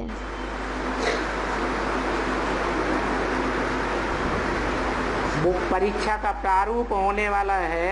ಮತ್ತೆ ಇವಾಗ ಪರೀಕ್ಷೆ ಪ್ರಾರೂಪ ಆಗ್ಬೇಕಾಗಿದೆ. अरे सारी रामायण खत्म हो गई है. सीता का बाप रावण ही बना रहा. ಯಾರೋ ಏನೋ ಕೇಳಿದ್ರು ಯಾವಾಗ ಆಗುತ್ತೆ, ಯಾವ ಥರ ಆಗುತ್ತೆ ಅಂತ. ಏನು ಅದಕ್ಕೆ ಬಾಬಾ ಹೇಳ್ತಿದ್ದಾರೆ, ಇಡೀ ರಾಮಾಯಣನೇ ಮುಗಿದೋಯ್ತು, ಆದರೆ ಇನ್ನೂ ಅರ್ಥನೇ ಆಗಿಲ್ಲ ಸೀತೆಯ ತಂದೆ ಯಾರು ಅಂತ. ಇನ್ನು ರಾವಣ ಅಂತಾನೆ ಅನ್ಕೊಂಡು ಕೂತ್ಕೊಂಡಿದ್ದಾರೆ. नहीं पता चला? चल गया? ಗೊತ್ತಾಗ್ಲಿಲ್ವಾ ಅಂದ್ರು, ಯಾರು ಅಂದ್ರು ಇಲ್ಲ ಗೊತ್ತಾಯ್ತು ಅಂತ. ಅದಕ್ಕೆ ಬಾಬಾ ಹೇಳ್ತಾರೆ चलो. तो जब सारे ही अनिश्चय बुद्धि बन जाते हैं ಮತ್ತೆ ಯಾವಾಗ ಎಲ್ಲರೂ ಅನಿಶ್ಚಯ ಬುದ್ಧಿ ಆಗೋಗ್ತಾರೆ तो उन्होंने सत्य ज्ञान को पूरा धारण किया है 100%. ಮತ್ತೆ ಅವರು ಸತ್ಯ ಜ್ಞಾನವನ್ನ ಪೂರ್ತಿ 100% ಧಾರಣೆ ಮಾಡ್ಕೊಂಡಿದಾರಾ या नहीं किया है? ಅಥವಾ ಮಾಡ್ಕೊಂಡಿಲ್ವಾ? जो सत्य बाप का सत्य ज्ञान है, ಅಂದ್ರೆ सत्य ಸತ್ಯ ತಂದೆಯ ಸತ್ಯ ಜ್ಞಾನ ಏನಿದೆ, से ज्ञान कहा जाता है, जानकारी. ಆ ಸತ್ಯ ಏನಿದೆ ಅದಕ್ಕೆ ಜ್ಞಾನ ಅಂತ ಹೇಳಲಾಗುತ್ತೆ, ಅಂದ್ರೆ ತಿಳುವಳಿಕೆಗೆ. वो धारण किया ಅದನ್ನ ಧಾರಣೆ ಮಾಡ್ಕೊಂಡಿದಾರಾ? है? नहीं धारण किया. ಅದನ್ನ ಧಾರಣೆನೇ ಮಾಡ್ಕೊಂಡಿಲ್ಲ. ज्ञान की पूरी धारणा न होने के कारण ही समस्याओं से मुकाबला नहीं कर सकते. ಜ್ಞಾನದ ಪೂರ್ತಿ ಧಾರಣೆಯನ್ನ ಮಾಡ್ಕೊಂಡೇ ಇಲ್ಲ ಜ್ಞಾನವನ್ನ. ಅದಕ್ಕೋಸ್ಕರ ಅವರು ಸಮಸ್ಯೆಗಳನ್ನ ಎದುರಿಸುವಂತ ಶಕ್ತಿ ಅವರಲ್ಲಿ ಇರೋದಿಲ್ಲ. और माया के फाइनल पेपर में फेल हो जाते हैं। ಮತ್ತು ಅಂಥವ್ರು ಮಾಯೆ ಫೈನಲ್ ಪೇಪರ್ನಲ್ಲಿ ಫೇಲ್ ಆಗೋಗ್ತಾರೆ. ये 3 ब्राह्मणों की सृष्टि जो है नष्ट होती है। ಮತ್ತು ಈ 3 ಬ್ರಾಹ್ಮಣರ ಸೃಷ್ಟಿ ಏನಿದೆ ಇದು ನಷ್ಟ ಆಗುತ್ತೆ. चौथी बार सृष्टि का विनाश नहीं हुआ। 4ನೇ ಸತಿ ಸೃಷ್ಟಿಯ ವಿನಾಶ ಆಗಲಿಲ್ಲ. क्योंकि तीसरी बार जो विनाश हुआ वो दूसरी बार जो विनाश हुआ 76 में, ಯಾಕೆಂದ್ರೆ 2ನೇ ಸತಿ ಏನು ವಿನಾಶ ಆಯಿತು 76ನೇ ಇಸ್ವಿಯಲ್ಲಿ, उसमें 2 ही आत्माएं निकलती है। ಅದರಲ್ಲಿ 2 ಆತ್ಮಗಳು ತಯಾರಾಗ್ತಾರೆ.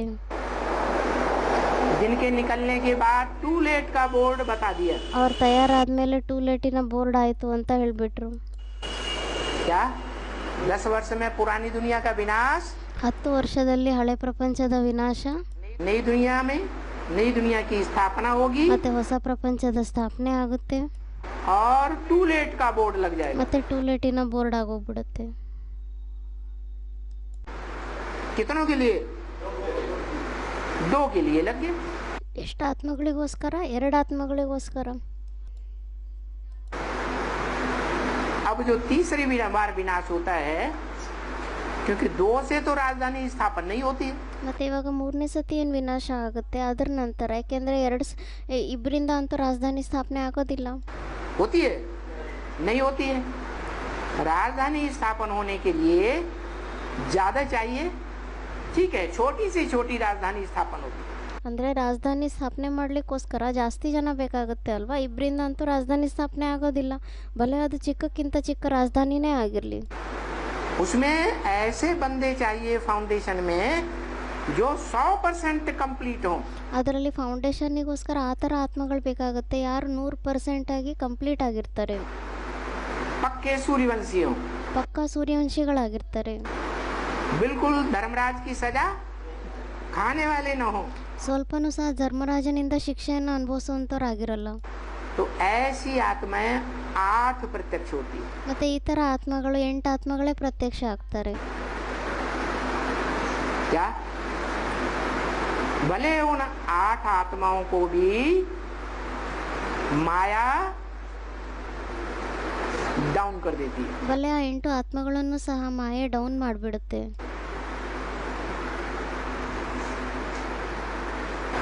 माया किसी को छोड़ती नहीं। ಮಾಯೆ ಅಂತೂ ಯಾರನ್ನು ಬಿಡೋದೇ ಇಲ್ಲ. किसको छोड़ती है? किसको है? माया किसको छोड़ती? ಮಾಯೆ ಯಾರನ್ನ ಬಿಡುತ್ತೆ? मायापति के ऊपर उसका कोई बस नहीं चलता। प्रकृति का भी ಮಾಯಾಪತಿ ಯಾರಿದ್ದಾರೆ ಅವ್ರ ಮೇಲೆ ಅವ್ರದ್ದೇನು ಕಂಟ್ರೋಲಿಂಗ್ ನಡೆಯೋದಿಲ್ಲ, कोई बस नहीं चलता। ಅಂದರೆ ಮಾಯಾಪತಿಯ ಮೇಲೂ ಸಹ ಅವ್ರದ್ದೇನು ಕಂಟ್ರೋಲಿಂಗ್ ನಡೆಯೋದಿಲ್ಲ. मायापति के ऊपर बस क्यों नहीं चलता? ಅದಕ್ಕೆ ಬಾಬಾ ಹೇಳ್ತಿದ್ದಾರೆ ಅವ್ರದ್ದು ಮತ್ತೆ ಮಾಯಾಪತಿಯ ಮೇಲೆ ಕಂಟ್ರೋಲಿಂಗ್ ಯಾಕೆ ನಡೆಯೋದಿಲ್ಲ. ಅದಕ್ಕೆ ಯಾರೋ ಹೇಳಿದ್ರು ಯಾಕೆಂದ್ರೆ ಅವ್ರು ರಚನೆ ಆಗಿದ್ದಾರೆ ಅಂತ. मायापति के ऊपर बस इसलिए नहीं चलता कि माया है अज्ञानी। ಅದಕ್ಕೆ ಬಾಬಾ ಹೇಳ್ತಿದ್ದಾರೆ ಮಾಯಾಪತಿಯ ಮೇಲೆ ಅವ್ರ ಕಂಟ್ರೋಲಿಂಗ್ ಯಾಕೆ ನಡೆಯೋದಿಲ್ಲ, ಯಾಕೆಂದ್ರೆ ಮಾಯೆ ಅಂತೂ ಆಗಿದೆ ಅಜ್ಞಾನಿ.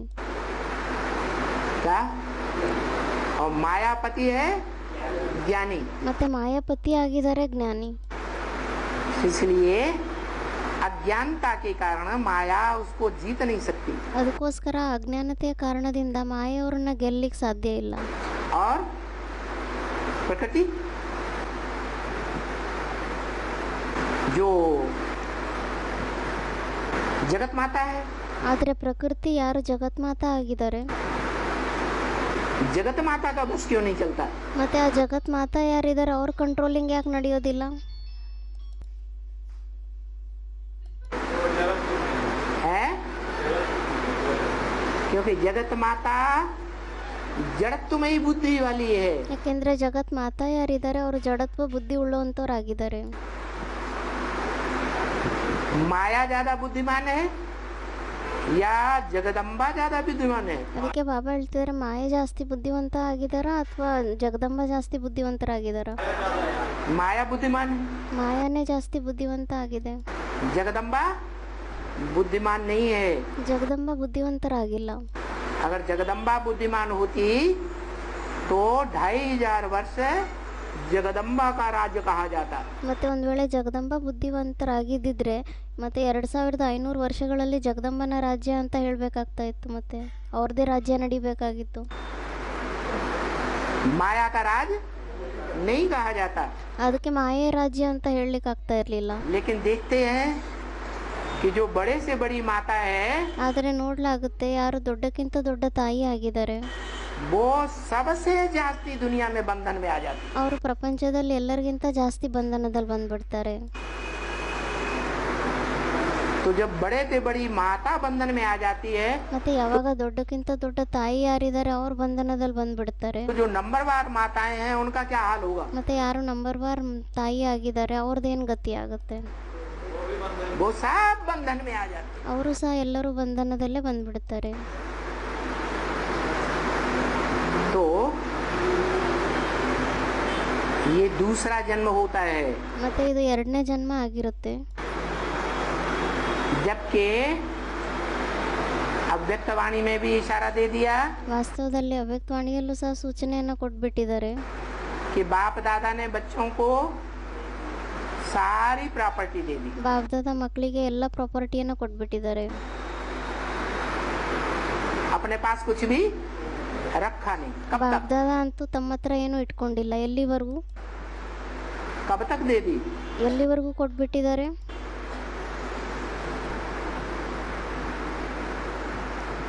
सन 76 तक 76ನೇ ಇಸ್ವಿವರೆಗೂನಾ? है? सन 76 तक सारी प्रॉपर्टी नहीं दे दी। ಅದಕ್ಕೆ ಬಾಬಾ ಹೇಳ್ತಿದ್ದಾರೆ 76ನೇ ಇಸ್ವಿವರೆಗೂ ಎಲ್ಲ ಪ್ರಾಪರ್ಟಿಯನ್ನು ಕೊಟ್ಬಿಟ್ಟಿಲ್ವಾ? अरे नहीं दे दी, क्योंकि टीचर के रूप में, सुप्रीम टीचर के रूप में ಕೊಟ್ಟಿಲ್ಲ. ಯಾಕೆ? ಯಾಕೆಂದ್ರೆ ಟೀಚರ್ನ ರೂಪದಲ್ಲಿ, ಸುಪ್ರೀಂ ಟೀಚರಿನ ರೂಪದಲ್ಲಿ, जो टीचर का काम है व्याख्या देना, ಟೀಚರಿನ ಕೆಲಸನೇ ಆಗಿದೆ ಕ್ಲಾರಿಫಿಕೇಶನ್ ಕೊಡೋದು. प्रोज और पोएट्री की व्याख्या देता है। ಗದ್ಯ ಮತ್ತೆ ಪದ್ಯ ಏನಿದೆ ಅದರ ಕ್ಲಾರಿಫಿಕೇಶನ್ ಕೊಡೋದಾಗಿದೆ ಅವ್ರ ಕರ್ತವ್ಯ. वो काम तो शुरू नहीं हुआ। ಆ ಕೆಲಸ ಅಂತೂ ಆರಂಭನೇ ಆಗಲಿಲ್ಲ. हमारी पोएट्री क्या है? ನಮ್ಮ ಪೋಯಟ್ರಿ ಏನಾಗಿದೆ? कविता है हमारी मुरली, गीता माता। ನಮ್ಮ ಕವಿತೆ ಆಗಿದೆ ಮುರಳಿಗಳು, ಅಂದ್ರೆ ಗೀತಾ ಮಾತಾ. जिस गीता माता के लिए वाणी में बोला, ಆ ಗೀತಾ ಮಾತನ್ಗೋಸ್ಕರ ಮುರಳಿಗಳಲ್ಲೂ ಸಹ ಹೇಳಿದ್ದಾರೆ ವಾಣಿಯಲ್ಲಿ. गीता ज्ञान कहेंगे, गीता ज्ञान अमृत नहीं कहेंगे। ಇವಾಗ ಗೀತಾ ಜ್ಞಾನ ಅಂತ ಹೇಳಲಾಗುತ್ತೆ, ಗೀತಾ ಜ್ಞಾನಾಮೃತ ಅಂತ ಹೇಳಲಿಕ್ಕೆ ಆಗಲ್ಲ ಅಂತ ಹೇಳಿದ್ದಾರೆ. तो गीता का ज्ञान तो मिला, ಮತ್ತೆ ಗೀತೆ ಜ್ಞಾನ ಅಂತೂ ಸಿಗುತ್ತೆ, लेकिन वो अमृत, गीता का वो रूप जो अमृत बन जाता है, ಆದ್ರೆ ಗೀತೆ ಆ ರೂಪ ಯಾವುದು ಅಮೃತ ಆಗೋಗುತ್ತೆ, वो ब्राह्मण बच्चों को नहीं मिला। ಅದು ಬ್ರಾಹ್ಮಣ ಮಕ್ಕಳಿಗೆ ಸಿಗ್ಲಿಲ್ಲ. जिस अमृत को पी करके ब्राह्मण संपूर्ण क्या बन जाते हैं? अमर बन जाते हैं, देवता बन जाते हैं। ಆ ಅಮೃತವನ್ನು ಕುಡಿದ್ಬಿಟ್ಟು ಬ್ರಾಹ್ಮಣರು ಸಂಪೂರ್ಣ ಏನಾಗ್ತಾರೆ? ಅಮರರಾಗ್ತಾರೆ, ಅಂದ್ರೆ ದೇವತೆಗಳಾಗೋಗ್ತಾರೆ. तो 76 के बाद ये प्रक्रिया शुरू होती है। ಮತ್ತೆ 76ನೇ ಇಸ್ವಿಯ ನಂತರ ಈ ಪ್ರಕ್ರಿಯೆ ಎಲ್ಲ ಆರಂಭ ಆಗುತ್ತೆ. क्या?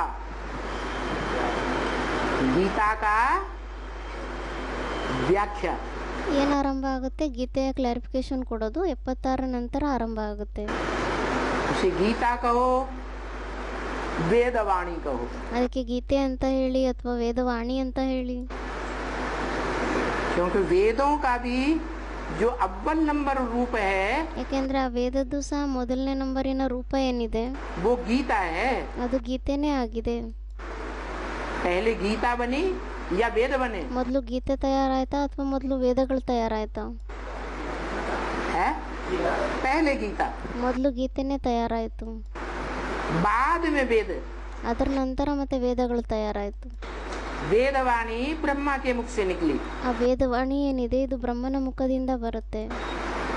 तो वेदवाणी जो ब्रह्मा के मुख से निकली वो हो गई हमारी मुरली। ಮತ್ತೆ ಆ ವೇದವಾಣಿ ಏನ್ ಬ್ರಹ್ಮನ ಮುಖದಿಂದ ಬಂತು ಅದೇ ಆಯ್ತು ಮುರಳಿ ನಮಗೋಸ್ಕರ. और वो वेदवाणी की आज क्या हालत है? ಮತ್ತೆ ಆ ವೇದವಾಣಿ ಏನಿದೆ ಅದರದ್ದು ಇವಾಗ ಏನ್ ಸ್ಥಿತಿ ಆಗಿದೆ? कोई नहीं पढ़ता, कोई नहीं सुनता, ಯಾರೂ ಓದೋದಿಲ್ಲ, ಯಾರೂ ಕೇಳೋದಿಲ್ಲ,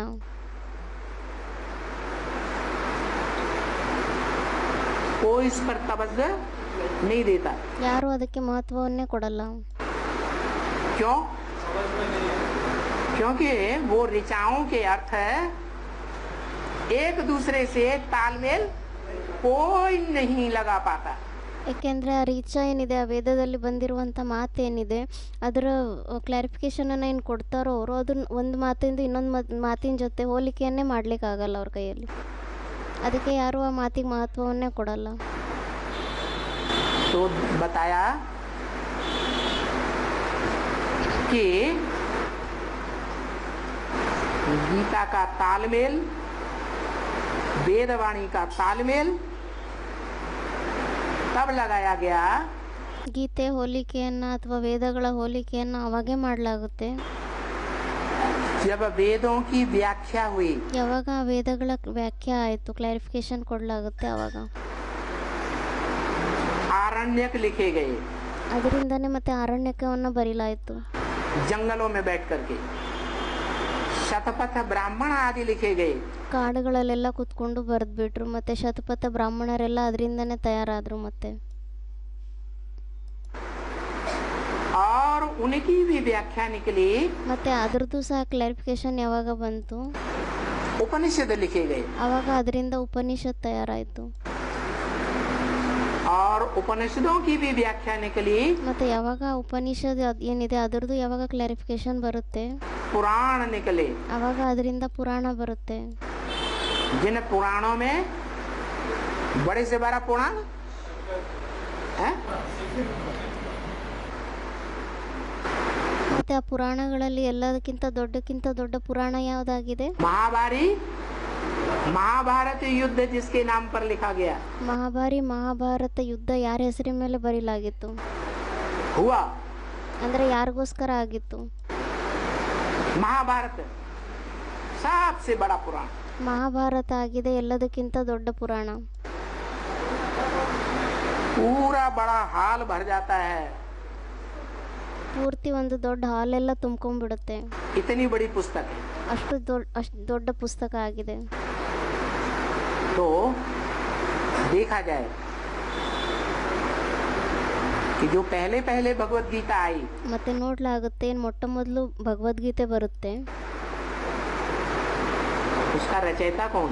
ಅದರ ರಚಯಿತ ಯಾರಾಗಿದ್ದಾರೆ? हिस्ट्री के अनुसार ಹಿಸ್ಟ್ರಿಯ ಲೆಕ್ಕದಿಂದ ಅದರ ರಚಯಿತ ಯಾರಾಗಿದ್ದಾರೆ? 18वें अध्याय में आया है व्यास प्रसादात। 18ನೇ ಅಧ್ಯಾಯದಲ್ಲಿ ಬಂದಿದೆ ಏನಂತ? ವ್ಯಾಸಾತ್ ಪ್ರಸಾದಾತ್ ಅಂತ.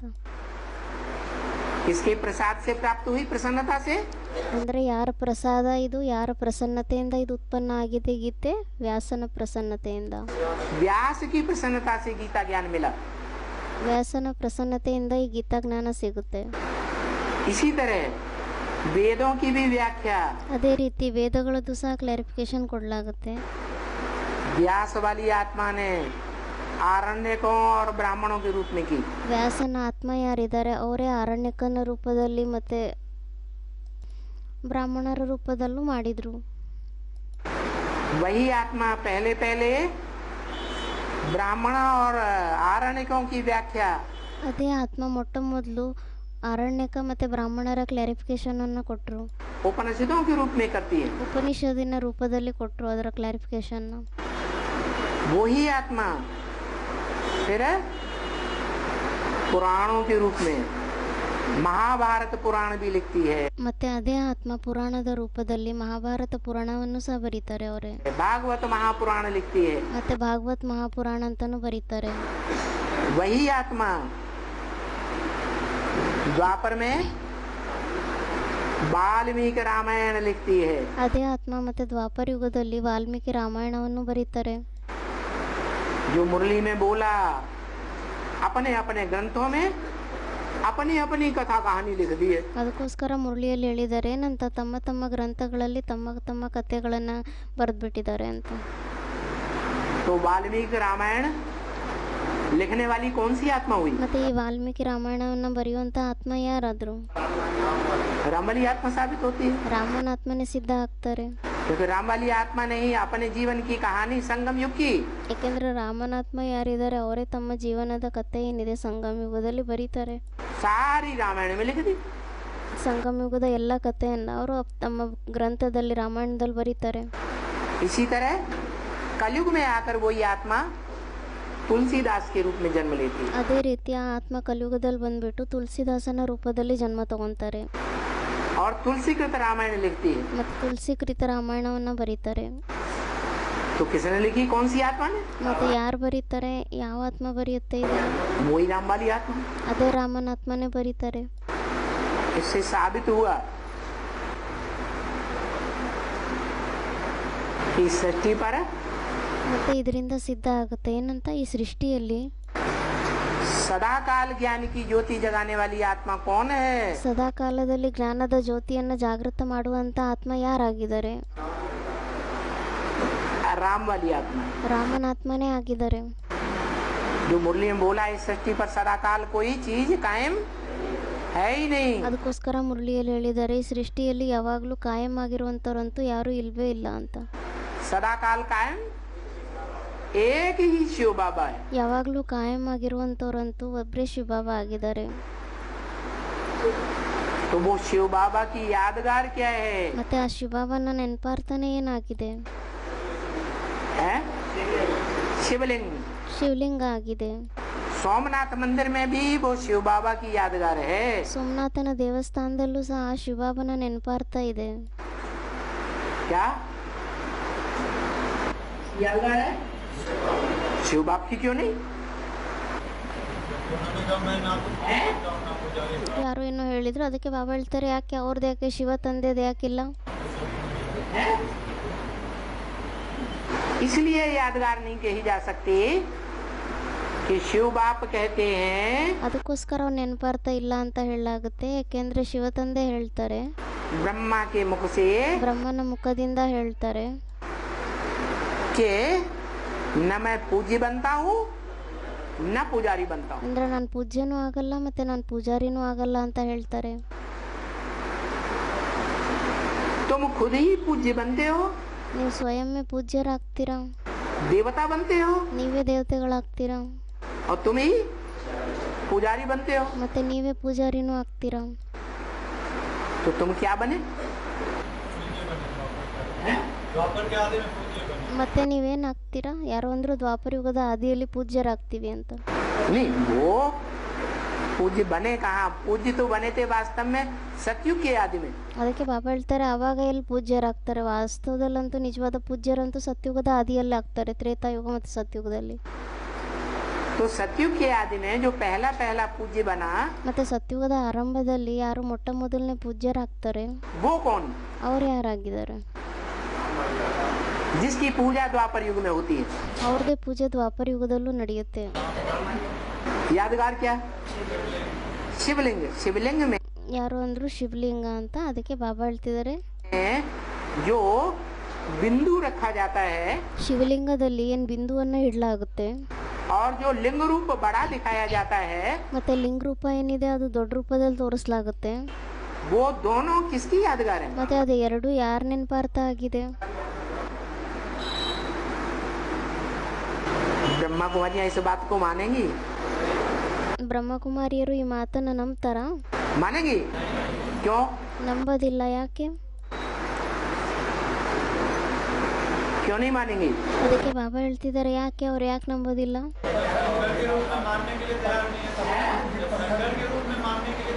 हाँ, ಅವ್ರಂದ್ರು ಶಂಕರನ ರೂಪದಲ್ಲಿ ಅವ್ರ ಮಾನ್ಯತೆ ಕೊಡ್ಲಿಕ್ಕೆ ಒಪ್ಕೊಳ್ಳೋದೇ ಇಲ್ಲ, ರೆಡಿನೇ ಇಲ್ಲ ಅಂತ. शिव बाप ने तो बताया. ಅದಕ್ಕೆ ಬಾಬಾ ಹೇಳ್ತಿದ್ದಾರೆ, ಹಾ ಶಿವ ತಂದೆ ಅಂತೂ ಹೇಳ್ಬಿಟ್ಟಿದ್ದಾರೆ. पहले पहले परिचय शिव बाबा का देना चाहिए. ಮೊಟ್ಟ ಮೊದಲು ಪರಿಚಯ ಶಿವ ಬಾಬಂದೇ ಕೊಡ್ಬೇಕು ಅಂತ ಹೇಳಿದ್ದಾರೆ. तो ब्रह्मा कुमारियों ने 32 गुणों वाला चित्र जो है वो पहले पहले प्रदर्शनी में मेले मलाखणों में रखना शुरू कर दिया. ಸೊ ಆವಾಗ ಬ್ರಹ್ಮಕುಮಾರಿಯರೆಲ್ಲ ಏನು ಆರಂಭ ಮಾಡಿಬಿಟ್ರು, 32 ಕಿರಣಗಳು ಚಿತ್ರವನ್ನು ಏನು ತೋರಿಸ್ತಾರೆ ಅವ್ರ ಗುಣಗಳನ್ನು ನಿರಾಕಾರಂದು, ಆ ಗುಣಗಳ ಚಿತ್ರವನ್ನು ಬೇಸಿಕ್ ಚಿತ್ರದಲ್ಲಿ ಮತ್ತು ಮೇಲೆ ಸಮ್ಮೇಳನಗಳಲ್ಲಿ ಜಾತ್ರೆಗಳಲ್ಲಿ ಎಲ್ಲ ಅವರು ಅದನ್ನು ಚಿತ್ರವನ್ನು ಇಟ್ಟು ತಿಳಿಸ್ಲಿಕ್ಕೆ ಆರಂಭ ಮಾಡಿಬಿಡ್ತಾರೆ. जिसको वो शिव बाबा कहती है, ಯಾರಿಗೆ ಅವರು ಶಿವಬಾಬಾ ಅಂತ ಹೇಳ್ತಾರೆ? वो निराकार को कहती हैं, निराकार को याद करने के लिए कहती हैं, ಅವ್ರು ನಿರಾಕಾರನಿಗೋಸ್ಕರ ಹೇಳ್ತಾರಾ? ಅಂದ್ರೆ ನಿರಾಕಾರನ ನೆನ್ಪು ಮಾಡ್ಲಿಕ್ಕೋಸ್ಕರ ಹೇಳ್ತಾರಾ? या साकार को याद करने के लिए कहती हैं? ಅಥವಾ ಸಾಕಾರನ ನೆನ್ಪು ಮಾಡ್ಲಿಕ್ಕೋಸ್ಕರ ಹೇಳ್ತಾರ ಅವರು? गुण और अवगुण साकार में होते हैं या निराकार में होते हैं? ಗುಣನೇ ಆಗ್ಲಿ ಅವಗುಣನೇ ಆಗ್ಲಿ ಅದು ಸಾಕಾರನಲ್ಲಿರುತ್ತಾ ನಿರಾಕಾರನಲ್ಲಿರುತ್ತಾ? निराकार निर्गुण है या सगुण है? ನಿರಾಕಾರ ನಿರ್ಗುಣ ಆಗಿದಾನ ಅಥವಾ ಸಗುಣ ಆಗಿದಾನ? हम बच्चों के लिए बाबा कहते हैं, ನಾವು ಮಕ್ಕಳಿಗೋಸ್ಕರ ಬಾಬಾ ಹೇಳ್ತಾರೆ, क्या मुझे निर्गुण हारे में कोई गुण नहीं, ಏನಂತ ಹೇಳ್ತಾರೆ? ನಾನು ನಿರ್ಗುಣ ಹಾರೆ ಆಗಿದ್ದೀನಿ, ನನ್ನಲ್ಲೇನು ಗುಣನೇ ಇಲ್ಲ ಅಂತ. आप एक तरह से परोई। ನೀವೇ ನಮ್ಮ ಮೇಲೆ ಕರುಣೆಯನ್ನು ತೋರಿಸಿ ಅಂತ. हम कितना भी पुरुषार्थ करें, हम सुधर नहीं पाएंगे। ನಾವೆಷ್ಟೇ ಪುರುಷಾರ್ಥ ಮಾಡಿದ್ರೂ ಸಹ ನಾವು ಸುಧಾರಣೆ ಆಗ್ಲಿಕ್ಕೆ ಸಾಧ್ಯ ಇಲ್ಲ. क्या करें? कितने साल हो गए?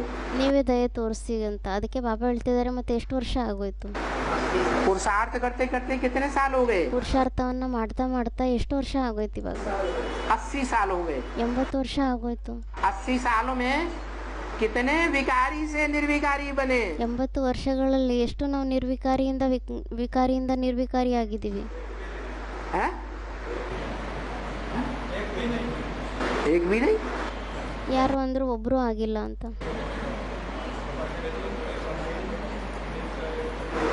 एक भी नहीं।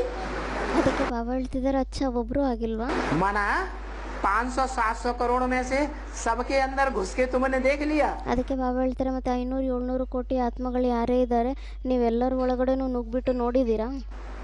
बाबा ने कहा कोई भी पतित इस पावन दुनिया कोई भी पावन पुरुष जो है ना ये पति दुनिया में ठहरना चाहिए। ಅವ್ರು ಹೇಳ್ತಿದ್ದಾರೆ, ಬಾಬಾ ಹೇಳಿದ್ದಾರೆ ಅಲ್ವಾ, ಯಾರೇ ಪಾವನರಾಗಿದ್ರೆ ಅವ್ರಿಗೆ ಪತಿತ ಪ್ರಪಂಚದಲ್ಲಿ ಇರ್ಲಿಕ್ಕೆ ಸಾಧ್ಯನೇ ಇಲ್ಲ ಅಂತ ಹೇಳಿದ್ದಾರೆ.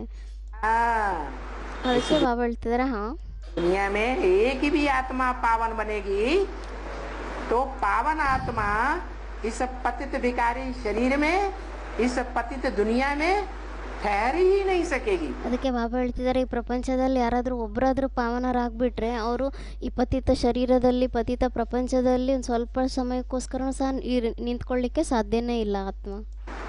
कहाँ चली जाएगी? ಮತ್ತೆ ಆ ಪಾವನ ಆತ್ಮ ಎಲ್ಲಿ ಹೊರಟೋಗ್ಬಿಡುತ್ತೆ? नई दुनिया में चली जाएगी। अच्छा, ಯಾರು ಅಂದ್ರೂ ಹೊಸ ಪ್ರಪಂಚದಲ್ಲಿ ಹೋಗ್ಬಿಡುತ್ತೆ ಆತ್ಮ ಅಂತ. ये बताओ, जब बाबा कहते हैं शिव बाबा को याद करो, ಅದಕ್ಕೆ ಬಾಬಾ ಹೇಳ್ತಾರೆ, ಅಚ್ಚ ಮೊದಲು ಈ ಮಾತು ಹೇಳಿ, ಬಾಬಾ ಯಾವಾಗ ಹೇಳ್ತಾರೆ ಶಿವಬಾಬನ ನೆನ್ಪು ಮಾಡಿ ಅಂತ? कहते हैं कि नहीं? ಹೇಳ್ತಾರೋ ಇಲ್ವೋ ಈ ರೀತಿ? अपने घर को याद करो, ನಿಮ್ಮ ಮನೆಯನ್ನ ನೆನ್ಪು ಮಾಡಿ. कहते हैं कि नहीं? ಹೇಳ್ತಾರೋ ಇಲ್ವೋ? स्वर्ग को याद करो, ಸ್ವರ್ಗವನ್ನ ನೆನ್ಪು ಮಾಡಿ. कहते हैं कि नहीं? ಈ ರೀತಿ ಹೇಳ್ತಾರೋ ಇಲ್ವೋ? तो 3-3 को याद करें या एक को याद करें? ಮತ್ತು ಮೂರನ್ನ ನೆನ್ಪು ಮಾಡ್ಬೇಕಾ ಅಥವಾ ಒಬ್ಬರನ್ನೇ ನೆನ್ಪು ಮಾಡ್ಬೇಕಾ?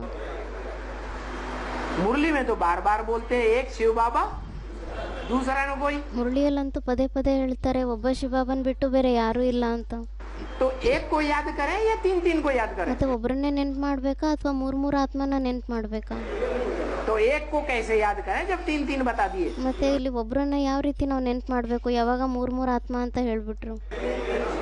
इसका मतलब है जो एक है इस सृष्टि पर, ಇದ್ರ ಅರ್ಥ ಏನಾಗಿದೆ ಅಂದ್ರೆ, ಯಾರು ಒಬ್ರು ಇದ್ದಾರೆ ಈ ಸೃಷ್ಟಿಯಲ್ಲಿ, ऐसे नहीं है कि नहीं है, ಆ ರೀತಿ ಎಲ್ಲ ಯಾರು ಇಲ್ಲ ಅಂತ. है। और अभी किस लिए है? ಮತ್ತೆ ಇದ್ದಾರೆ, ಆದ್ರೆ ಅವ್ರು ಇವಾಗ ಏನಕ್ಕೋಸ್ಕರ ಇದ್ದಾರೆ कि जब तक इस सृष्टि का विनाश नहीं होता है, ಅಂದ್ರೆ ಎಲ್ಲಿವರೆಗೂ ಈ ಸೃಷ್ಟಿಯ ವಿನಾಶ ಆಗೋದಿಲ್ಲ, संपूर्ण विनाश नहीं होता है, ಎಲ್ಲಿವರೆಗೂ ಸಂಪೂರ್ಣ ವಿನಾಶ ಆಗಲ್ಲ, तब तक वो सुप्रीम सोल कब तक इस सृष्टि पर रहेगा? जब तक विनाश की प्रक्रिया शुरू नहीं होती है। ಮತ್ತೆ ಆ ಸುಪ್ರೀಂ ಸೋಲ್ ಎಲ್ಲಿವರೆಗೂ ಈ ಸೃಷ್ಟಿಯಲ್ಲಿ ಇರ್ತಾರೆ, ಎಲ್ಲಿವರೆಗೂ ಈ ವಿನಾಶದ ಪ್ರಕ್ರಿಯೆ ಆರಂಭ ಆಗಲ್ವೋ ಅಲ್ಲಿವರೆಗೂ ಇರ್ತಾರೆ.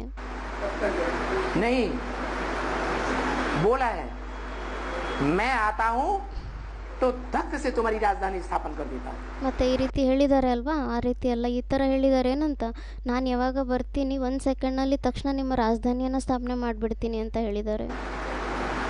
क्या देर लगती है? ಏನು ಲೇಟಾಗಿ ಟೈಮ್ ಹಿಡಿಯುತ್ತಾ? नहीं, ಇಲ್ಲ. मैं आता हूँ तो गायन है राजा जनक को 1 सेकंड में जीवन मुक्ति मिली। ಅದಕ್ಕೆ ಬಾಬಾ ಹೇಳ್ತಿದ್ದಾರೆ, ನಾನು ಯಾವಾಗ ಬರ್ತೀನಿ ಅದರದ್ದು ಗಾಯನ ಇದೆ, ಏನಂತ, ರಾಜ ಜನಕನಿಗೆ 1 ಸೆಕೆಂಡ್ನಲ್ಲಿ ಜೀವನ್ ಮುಕ್ತಿ ಸಿಕ್ಕಿತ್ತು ಅಂತ.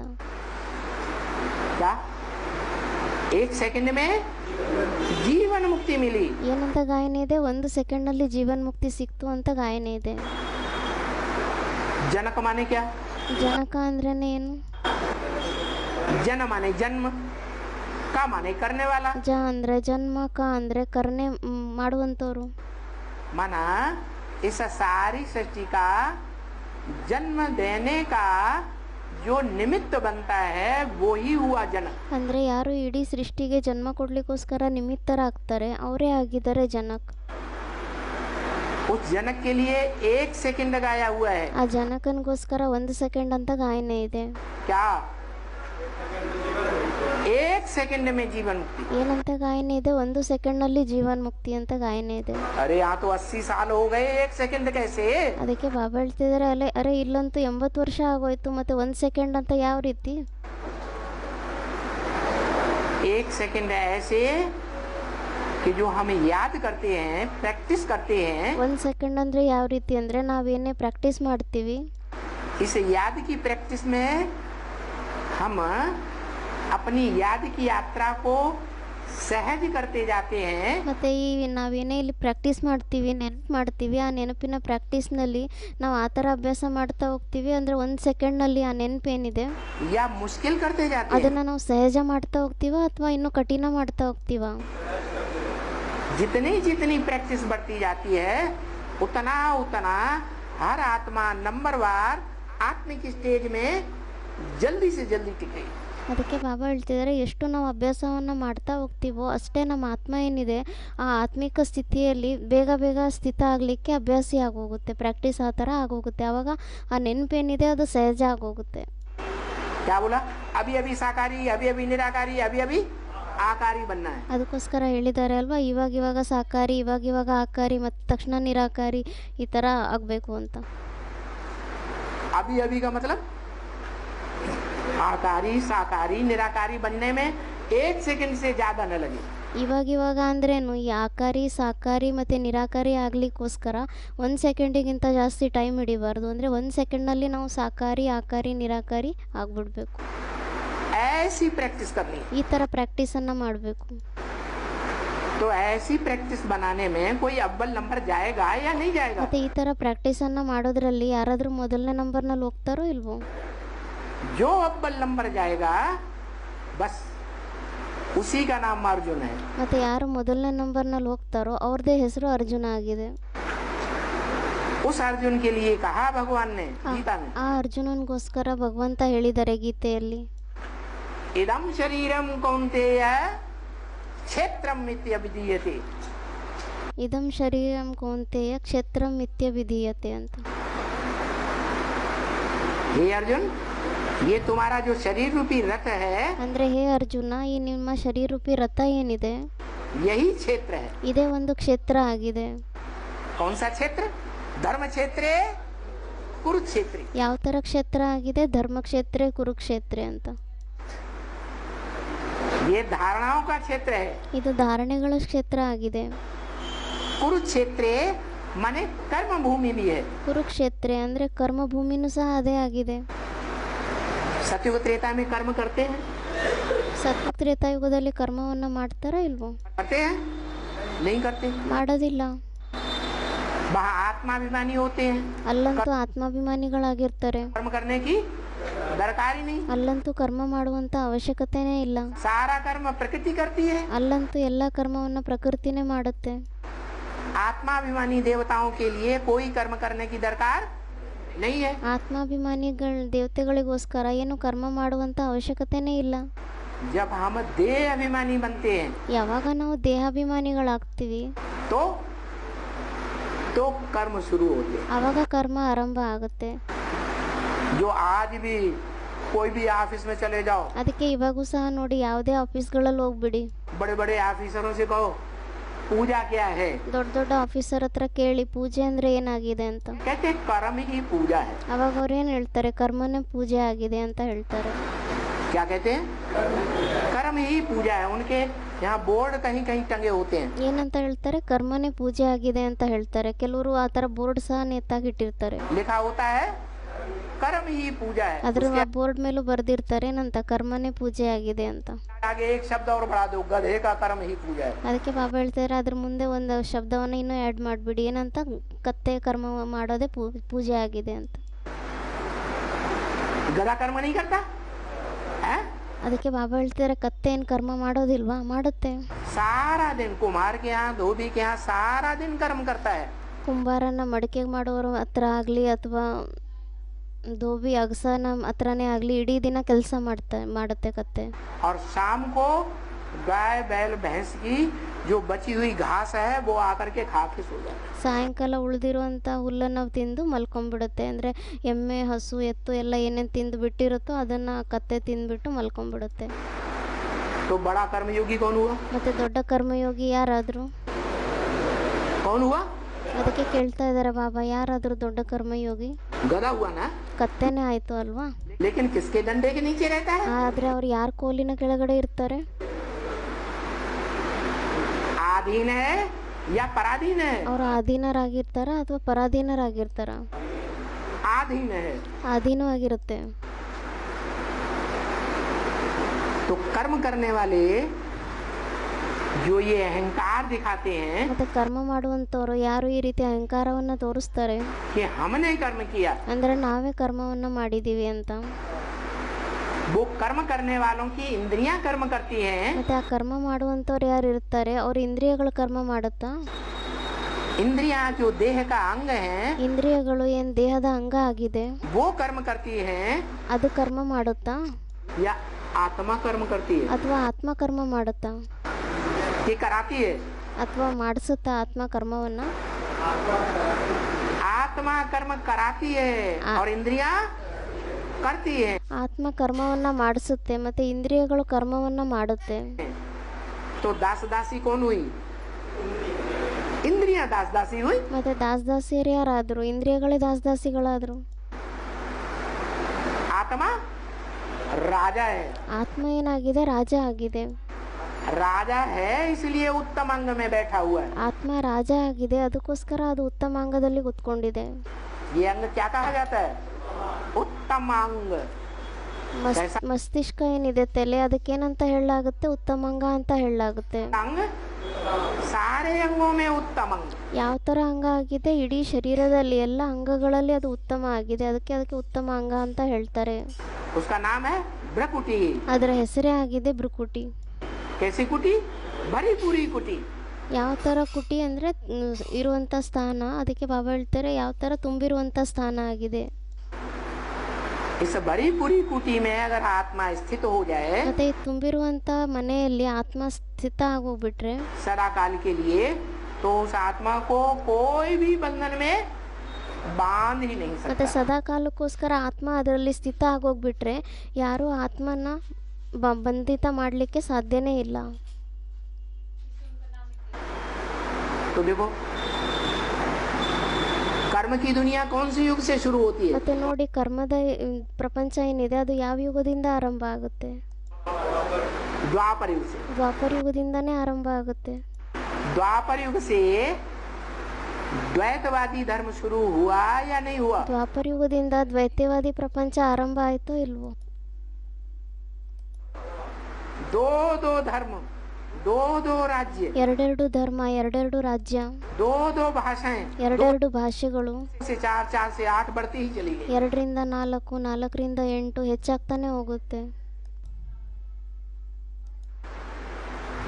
ये द्वैतवाद बढ़ने से दुनिया में ಮತ್ತೆ ಪ್ರಪಂಚದಲ್ಲಿ ದ್ವೈತ್ಯವಾದ ಹೆಚ್ಚಾಗೋದ್ರಿಂದ संघर्ष बढ़ता है या नहीं बढ़ता है? ಸಂಘರ್ಷ ಏನಿದೆ ಅದು ಹೆಚ್ಚಾಗುತ್ತೋ ಇಲ್ವೋ? ಕಡಿಮೆ ಆಗುತ್ತೋ? इसलिए देवताओं को कहा जाता है अद्वैत। ಅದಕ್ಕೋಸ್ಕರ ದೇವತೆಗಳಿಗೆ ಹೇಳಲಾಗುತ್ತೆ ಅದ್ವೈತ್ಯ ಅಂತ. क्या? अद्वैत। ಏನಂತ ಹೇಳ್ತಾರೆ? ಅದ್ವೈತ ಅಂತ ಹೇಳ್ತಾರೆ. और दैत्यों को कहा जाता है द्वैत। ಮತ್ತೆ ಯಾರು ದೈತ್ಯರಾಗಿರ್ತಾರೆ ಅವರಿಗೆ ಹೇಳಲಾಗುತ್ತೆ ದ್ವೈತ ಅಂತ. द्वैतवादी। ಅಂದ್ರೆ ದ್ವೈತವಾದಿಗಳು. तो ये दैत्यों की दुनिया है। ಮತ್ತೆ ಇದು ದೈತ್ಯರ ಪ್ರಪಂಚ ಆಗಿದೆ. सी द्वापर युग से ಅಂದ್ರೆ ಈ ದ್ವಾಪರ ಯುಗದಿಂದ ಏನ್ ಪ್ರಪಂಚ ಬರುತ್ತೆ ಇದು ದ್ವೈತ್ಯ ಯುಗ ಆಗಿದೆ. यहाँ कर्म करने पड़ते हैं ಇಲ್ಲಿ ಕರ್ಮ ಮಾಡಬೇಕಾಗುತ್ತೆ. कर्मेंद्रियों के द्वारा। ಇಲ್ಲಿ ಕರ್ಮೇಂದ್ರಿಯಗಳ ಮುಖಾಂತರ ಕರ್ಮ ಮಾಡಬೇಕಾಗುತ್ತೆ. कर्मेंद्रियां देह का अंग है, ಕರ್ಮೇಂದ್ರಿಯ ಏನಿದೆ ಇದು ದೇಹದ ಅಂಗ ಆಗಿದೆ. इसलिए देहवान है या नहीं है? ಅದಕ್ಕೋಸ್ಕರ ಮತ್ತೆ ದೇಹಾಭಿಮಾನ ಇದೆನೋ ಇಲ್ವೋ? देहवान है। ದೇಹಾಭಿಮಾನ ಇದೆ. जहाँ देहवान है आत्माभिमान नहीं है, ಎಲ್ಲಿ ದೇಹಾಭಿಮಾನ ಇದೆ ಆತ್ಮಾಭಿಮಾನ ಇಲ್ಲ वहाँ स्वतंत्रता है, ಅಲ್ಲಿ ಸ್ವತಂತ್ರತೆ ಇದೆನಾ? है? वहाँ स्वतंत्रता नहीं है। ಅಲ್ಲಂತೂ ಸ್ವತಂತ್ರತಾ ಇಲ್ಲ. तो आज के जो कंट्रोल करने वाले ಮತ್ತೆ ಈಗಿನ ಪ್ರಪಂಚದಲ್ಲಿ ಯಾರು ಕಂಟ್ರೋಲ್ ಮಾಡುವಂತವ್ರು ಇದ್ದಾರೆ, देश विदेश में ದೇಶ ವಿದೇಶದಲ್ಲೆಲ್ಲ ಇದ್ದಾರೆ. जो नेताएं हैं, ಯಾರು ನೇತಾ ಆಗಿದ್ದಾರೆ, सत्ताधारी हैं, ಸತ್ತಾಧಾರಿಗಳಾಗಿದ್ದಾರೆ, वो भी क्या समझते हैं? ಅವರು ಸಹ ಏನಂತ ತಿಳ್ಕೊಂತಾರೆ, क्या हम कर रहे हैं ಏನಂತ अच्छा काम, ಏನಂತ ತಿಳ್ಕೊಂತಾರೆ, ಒಳ್ಳೆ ಕೆಲಸವನ್ನ ನಾವು ಮಾಡ್ತಾ ಇದ್ದೀವಿ ಅಂತ ತಿಳ್ಕೊಂತಾರೆ. हम इस दुनिया को सुख की दुनिया बना रहे हैं, ನಾವು ಈ ಪ್ರಪಂಚವನ್ನ ಸುಖದ ಪ್ರಪಂಚವನ್ನಾಗಿ ಮಾಡ್ತಾ ಇದ್ದೀವಿ, स्वर्ग बनाए रहे हैं। ಸ್ವರ್ಗವನ್ನಾಗಿ ಮಾಡ್ತಾ ಇದ್ದೀವಿ. क्या बनाए रहे हैं? ಅದಕ್ಕೆ ಬಾಬಾ ಹೇಳ್ತಿದಾರೆ ಮತ್ತೆ ಏನ್ ಮಾಡ್ತಾ ಇದ್ದಾರ? हैं? गांधी जी ने रामराज्य लाया, ಗಾಂಧೀಜಿ ಯಾರಿದ್ದಾರೆ ಅವ್ರು ರಾಮರಾಜ್ಯವನ್ನ ತಗೊಂಡ್ಬಂದ್ರ? हैं? अरे कोई राजा का राज्य आता है ಅದಕ್ಕೆ ಬಾಬಾ ಹೇಳ್ತಿದಾರೆ ಅರೆ ಯಾವ್ದಾದ್ರು ರಾಜನ ರಾಜ್ಯ ಬರುತ್ತೆ तो राजा खुद लड़ाई लड़के राज्य लेता है, ಅವಾಗ ರಾಜರು ಸ್ವಯಂ ಯುದ್ಧವನ್ನ ಮಾಡ್ಬಿಟ್ಟು ರಾಜ್ಯವನ್ನ ತಗೊಂತಾರ, या कोई उसको लड़ाई लड़के तो कोई दूसरा दे देता है? ಅಥವಾ ಯಾರ ಯುದ್ಧವನ್ನ ಬೇರೆಯವ್ರು ಯಾರಾದ್ರೂ ಮಾಡಿ ಅವರಿಗೆ ರಾಜ್ಯವನ್ನ ಕೊಡ್ತಾರ? हैं? खुद लड़ाई लड़ता है। ಸ್ವಯಂ ಯುದ್ಧವನ್ನ ಮಾಡ್ತಾರೆ. तो राम राज्य आना होगा तो राम खुद ही सामने आएगा, ಮತ್ತೆ ಯಾವಾಗ ರಾಮರಾಜ್ಯ ಬರ್ಬೇಕಾಗತ್ತೆ ಅವಾಗ ರಾಮ ಸ್ವಯಂೇ ಎದುರುಗಡೆ ಬರ್ತಾನ, प्रत्यक्ष होगा, ಅವನೇ ಪ್ರತ್ಯಕ್ಷ ಆಗ್ತಾನ, या गांधी जी लाएंगे राम राज्य? ಅಥವಾ ಗಾಂಧೀಜಿ ತಗೊಂಡ್ ಬರ್ತಾರ ರಾಮರಾಜ್ಯವನ್ನ? फिर राम राज्य आ गया, ರಾಮ ಸ್ವಯಂೇ ತರ್ತಾರೆ. ಅದಕ್ಕೆ ಬಾಬಾ ಹೇಳ್ತಾರೆ ಮತ್ತೇನ್ ರಾಮರಾಜ್ಯ ಬಂದ್ಬಿಡ್ತಾ? हैं? और ही रावण राज्य हो गया। ಇನ್ನೂ ಜಾಸ್ತಿ ರಾವಣನ ರಾಜ್ಯ ಆಗೋಗ್ಬಿಟ್ಟಿದೆ. तो अब करना क्या है? ಅದಕ್ಕೆ ಬಾಬಾ ಹೇಳ್ತಾ ಇದ್ದಾರೆ ಮತ್ತೆ ಇವಾಗ ಇನ್ನು ಏನ್ ಮಾಡ್ಬೇಕಾಗಿದೆ, समझना क्या है? ಏನ್ ತಿಳ್ಕೊಬೇಕಾಗಿದೆ? यही समझना है कि इस मनुष्य सृष्टि का जो बाप है, ಇದೇ ಮಾತನ್ನ ತಿಳ್ಕೊಬೇಕಾಗಿದೆ. ಏನಂತ, ಯಾರು ಈ ಮನುಷ್ಯ ಸೃಷ್ಟಿಯ ತಂದೆ ಆಗಿದ್ದಾರೆ, बाप से क्या मिलता है? ತಂದೆಯಿಂದ ಏನ್ ಸಿಗುತ್ತೆ? वर्षा मिलता है, प्रॉपर्टी मिलती है। ಆಸ್ತಿ ಸಿಗುತ್ತೆ, ಪ್ರಾಪರ್ಟಿ ಸಿಗುತ್ತೆ. निराकारी बाप से निराकार वर्षा मिलता है। ನಿರಾಕಾರಿ ತಂದೆಯಿಂದ ನಿರಾಕಾರಿ ಆಸ್ತಿ ಸಿಗುತ್ತೆ. क्या? ज्ञान का वर्षा मिलता ಏನ್ ಸಿಗುತ್ತೆ? ಜ್ಞಾನದ ಆಸ್ತಿ ಸಿಗುತ್ತೆ. है। और साकारी बाप से साकारी राजाई का वर्षा मिलता है। ಮತ್ತೆ ಸಾಕಾರಿ ತಂದೆಯಿಂದ ಸಾಕಾರಿ ರಾಜಾಯಿಯ ಆಸ್ತಿ ಸಿಗುತ್ತೆ. क्या? निराकार साकार राजाई देता है, ನಿರಾಕಾರ ಸಾಕಾರ ರಾಜಾಯಿಯನ್ನ ಕೊಡ್ತಾನ, या साकार बाप साकारी राजाई देता है? ಅಥವಾ ಸಾಕಾರ ತಂದೆ ಯಾರಿದ್ದಾರೆ ಅವ್ರ ಸಾಕಾರ ರಾಜಾಯಿಯನ್ನ ಕೊಡ್ತಾರ? साकार बाप साकारी राजाई देता ಸಾಕಾರ ತಂದೆ ಯಾರಿರ್ತಾರೆ ಅವರೇ ಸಾಕಾರಿ ರಾಜಾಯಿಯನ್ನ ಕೊಡ್ತಾರೆ. है। धनवान बाप होगा तो धन का वर्षा देगा। ಧನವಂತ ತಂದೆ ಆಗಿದ್ರೆ ಅವರು ಧನ ಸಂಪತ್ತಿ ಆಸ್ತಿಯನ್ನು ಕೊಡ್ತಾರೆ. क्या? जमींदार बाप होगा तो जमीन का वर्षा देगा। ತಂದೆ ಭೂಮಿಯ ಮಾಲೀಕ ಆಗಿದ್ರೆ ಅವರು ಬೇರೆ ಮಕ್ಕಳಿಗೂ ಸಹ ಭೂಮಿಯ ಆಸ್ತಿಯನ್ನೇ ಕೊಡ್ತಾರೆ. जो जमींदार बाप, जो धनवान बाप खुद ही प्रॉपर्टी का मालिक नहीं है, ಯಾವ ತಂದೆ ಸ್ವಯಂೇ ಪ್ರಾಪರ್ಟಿಯ ಮಾಲೀಕರಾಗಿಲ್ಲ, ಯಾರ ಹತ್ರ ಸ್ವಯಂೇ ಧನ ಸಂಪತ್ತಿ ಇಲ್ಲ, ಭೂಮಿ ಇಲ್ಲ, खुद ही इस प्रॉपर्टी का भोग भोगने वाला नहीं है, ಸ್ವಯಂೇ ಆ ಪ್ರಾಪರ್ಟಿಯ ಭೋಗವನ್ನು ಭೋಗಿಸುವಂತವರಾಗಿಲ್ಲ, वो अपने बच्चों को दे सकता है? ಮತ್ತೆ ಅವ್ರು ತಮ್ಮ ಮಕ್ಕಳಿಗೆ ಕೊಡ್ಬೋದಾಗಿದೆನಾ? नहीं दे सकता। ಕೊಡ್ಲಿಕ್ಕಾಗಲ್ಲ. वो निराकार ज्ञान का सागर है। ಆ ನಿರಾಕಾರ ಜ್ಞಾನದ ಸಾಗರ ಆಗಿದ್ದಾರೆ. क्यों? क्योंकि जन्म मरण के चक्र में नहीं आता है, ಯಾಕೆ? ಯಾಕೆಂದ್ರೆ ಅವರು ಜನನ ಮರಣದ ಚಕ್ರದಲ್ಲಿ ಬರೋದಿಲ್ಲ, इसलिए त्रिकालदर्शी है। ಅದಕ್ಕೋಸ್ಕರ ಅವ್ರು ತ್ರಿಕಾಲದರ್ಶಿ ಆಗಿದ್ದಾರೆ. लेकिन वो कहता है मैं त्रिकालदर्शी तो हूँ, ಆದರೆ ಅವ್ರು ಹೇಳ್ತಾರೆ ನಾನು ತ್ರಿಕಾಲದರ್ಶಿ ಅಂತೂ ಆಗಿದ್ದೀನಿ, लेकिन मास्टर त्रिकालदर्शी तुम बच्चे हो। ಆದರೆ ಮಾಸ್ಟರ್ ತ್ರಿಕಾಲದರ್ಶಿ ನೀವು ಮಕ್ಕಳಾಗಿದ್ದೀರಾ। मास्टर का मतलब प्रैक्टिकल में करने वाले तुम बच्चे हो। ಮಾಸ್ಟರ್ ಅಂದರೆ ಪ್ರಾಕ್ಟಿಕಲ್ನಲ್ಲಿ ಮಾಡುವಂಥವ್ರು, ನೀವೇ ಮಕ್ಕಳಾಗಿದ್ದೀರಾ। क्या मतलब हुआ? ಅದಕ್ಕೆ ಬಾಬಾ ಹೇಳ್ತಿದ್ದಾರೆ, ಮತ್ತೆ ಇದರ ಅರ್ಥ ಏನಾಯಿತು? मैं सिर्फ ज्ञान देता हूँ, ನಾನಂತೂ ಕೇವಲ ಜ್ಞಾನವನ್ನು ಕೊಡ್ತೀನಿ, थ्योरी देता हूँ या प्रैक्टिकल करके दिखाता हूँ? ನಾನು ಕೇವಲ ಥಿಯೋರಿ ಮಾಡ್ತೀನಾ ಅಥವಾ ಪ್ರಾಕ್ಟಿಕಲ್ನಲ್ಲಿ ಮಾಡಿ ತೋರಿಸ್ತೀನಾ? प्रैक्टिकल करके दिखाता है, ಪ್ರಾಕ್ಟಿಕಲ್ನಲ್ಲಿ ಮಾಡಿ ತೋರಿಸ್ತಾರಾ? थ्योरी का ज्ञान देता है, ಥಿಯೋರಿಯ ಜ್ಞಾನವನ್ನು ಕೊಡ್ತಾರೆ, वो प्रैक्टिकल करके नहीं दिखाता। ಅವರು ಪ್ರಾಕ್ಟಿಕಲ್ನಲ್ಲಿ ಮಾಡಿಬಿಟ್ಟು ತೋರಿಸಲ್ಲ, वो ज्ञान देता है योग का। ಅವರು ಜ್ಞಾನವನ್ನು ಕೊಡ್ತಾರೆ ಯೋಗದ್ದು, योग कैसे लगाना है ಯೋಗ ಯಾವ ರೀತಿ ಜೋಡಿಸ್ಬೇಕಾಗಿದೆ ಅಂತ ज्ञान देता है ना, ಅವರು ಜ್ಞಾನವನ್ನು ಕೊಡ್ತಾರೆ ಅಲ್ವಾ? खुद योगी बनता है, ಅವರು ಸ್ವಯಂ ಯೋಗಿ ಆಗ್ತಾರಾ? हैं? अरे उसे योगी बनने की क्या दरकार ಅದಕ್ಕೆ ಬಾಬಾ ಹೇಳ್ತಿದ್ದಾರೆ, ಅರೆ ಅವ್ರಿಗೆ ಯೋಗಿ ಆಗುವಂಥ ಅವಶ್ಯಕತೆನೇ ಏನಿದೆ? है? वो तो योगी बनने की दरकार है, ಅದಕ್ಕೆ ಬಾಬಾ ಹೇಳ್ತಿದ್ದಾರೆ, ಅರೆ ಅವರಿಗಂತೂ ಯೋಗಿ ಆಗುವಂಥ ಅವಶ್ಯಕತೆ ಇದೆನಾ? वो तो है ही सदैव आत्मिक स्थिति में स्थित रहने वाला। ಅವರಂತೂ ಯಾವಾಗಲೂ ಆತ್ಮಿಕ ಸ್ಥಿತಿಯಲ್ಲಿ ಸ್ಥಿತ ಆಗಿರುವಂಥವ್ರಾಗಿದ್ದಾರೆ। तो जिसको ज्ञान देता है ಮತ್ತೆ ಅವ್ರು ಯಾರಿಗೆ ಜ್ಞಾನವನ್ನು ಕೊಡ್ತಾರೆ, और जो उस ज्ञान को संपूर्ण जीवन में अपने धारण करता है पहले ಮತ್ತೆ ಆ ಜ್ಞಾನವನ್ನ ಯಾರು ತಮ್ಮ ಜೀವನದಲ್ಲಿ ಸಂಪೂರ್ಣವಾಗಿ ಧಾರಣೆ ಮಾಡ್ಕೊಂತಾರೆ ಮೊಟ್ಟ ಮೊದಲು, वो शिव बाप का बड़ा बच्चा, बड़ी आत्मा, ಅವರು ಶಿವ ತಂದೆಯ ದೊಡ್ಡ ಮಗ ಆಗಿ, ಮೊದಲನೇ ಮಗು ಆಗಿ, वो बड़े से बड़ा राजयोगी कहा जाता है। ಅವರು ದೊಡ್ಡಕ್ಕಿಂತ ದೊಡ್ಡ ರಾಜಯೋಗಿ ಅಂತ ಹೇಳಲಾಗುತ್ತೆ। उस राजयोगी के 3 नाम प्रसिद्ध हैं। ಆ ರಾಜಯೋಗಿದು 3 ಹೆಸರುಗಳು ಪ್ರಸಿದ್ಧಿ ಆಗಿದೆ। क्या? एक कृष्ण, ಒಂದಾಗಿದೆ ಕೃಷ್ಣ।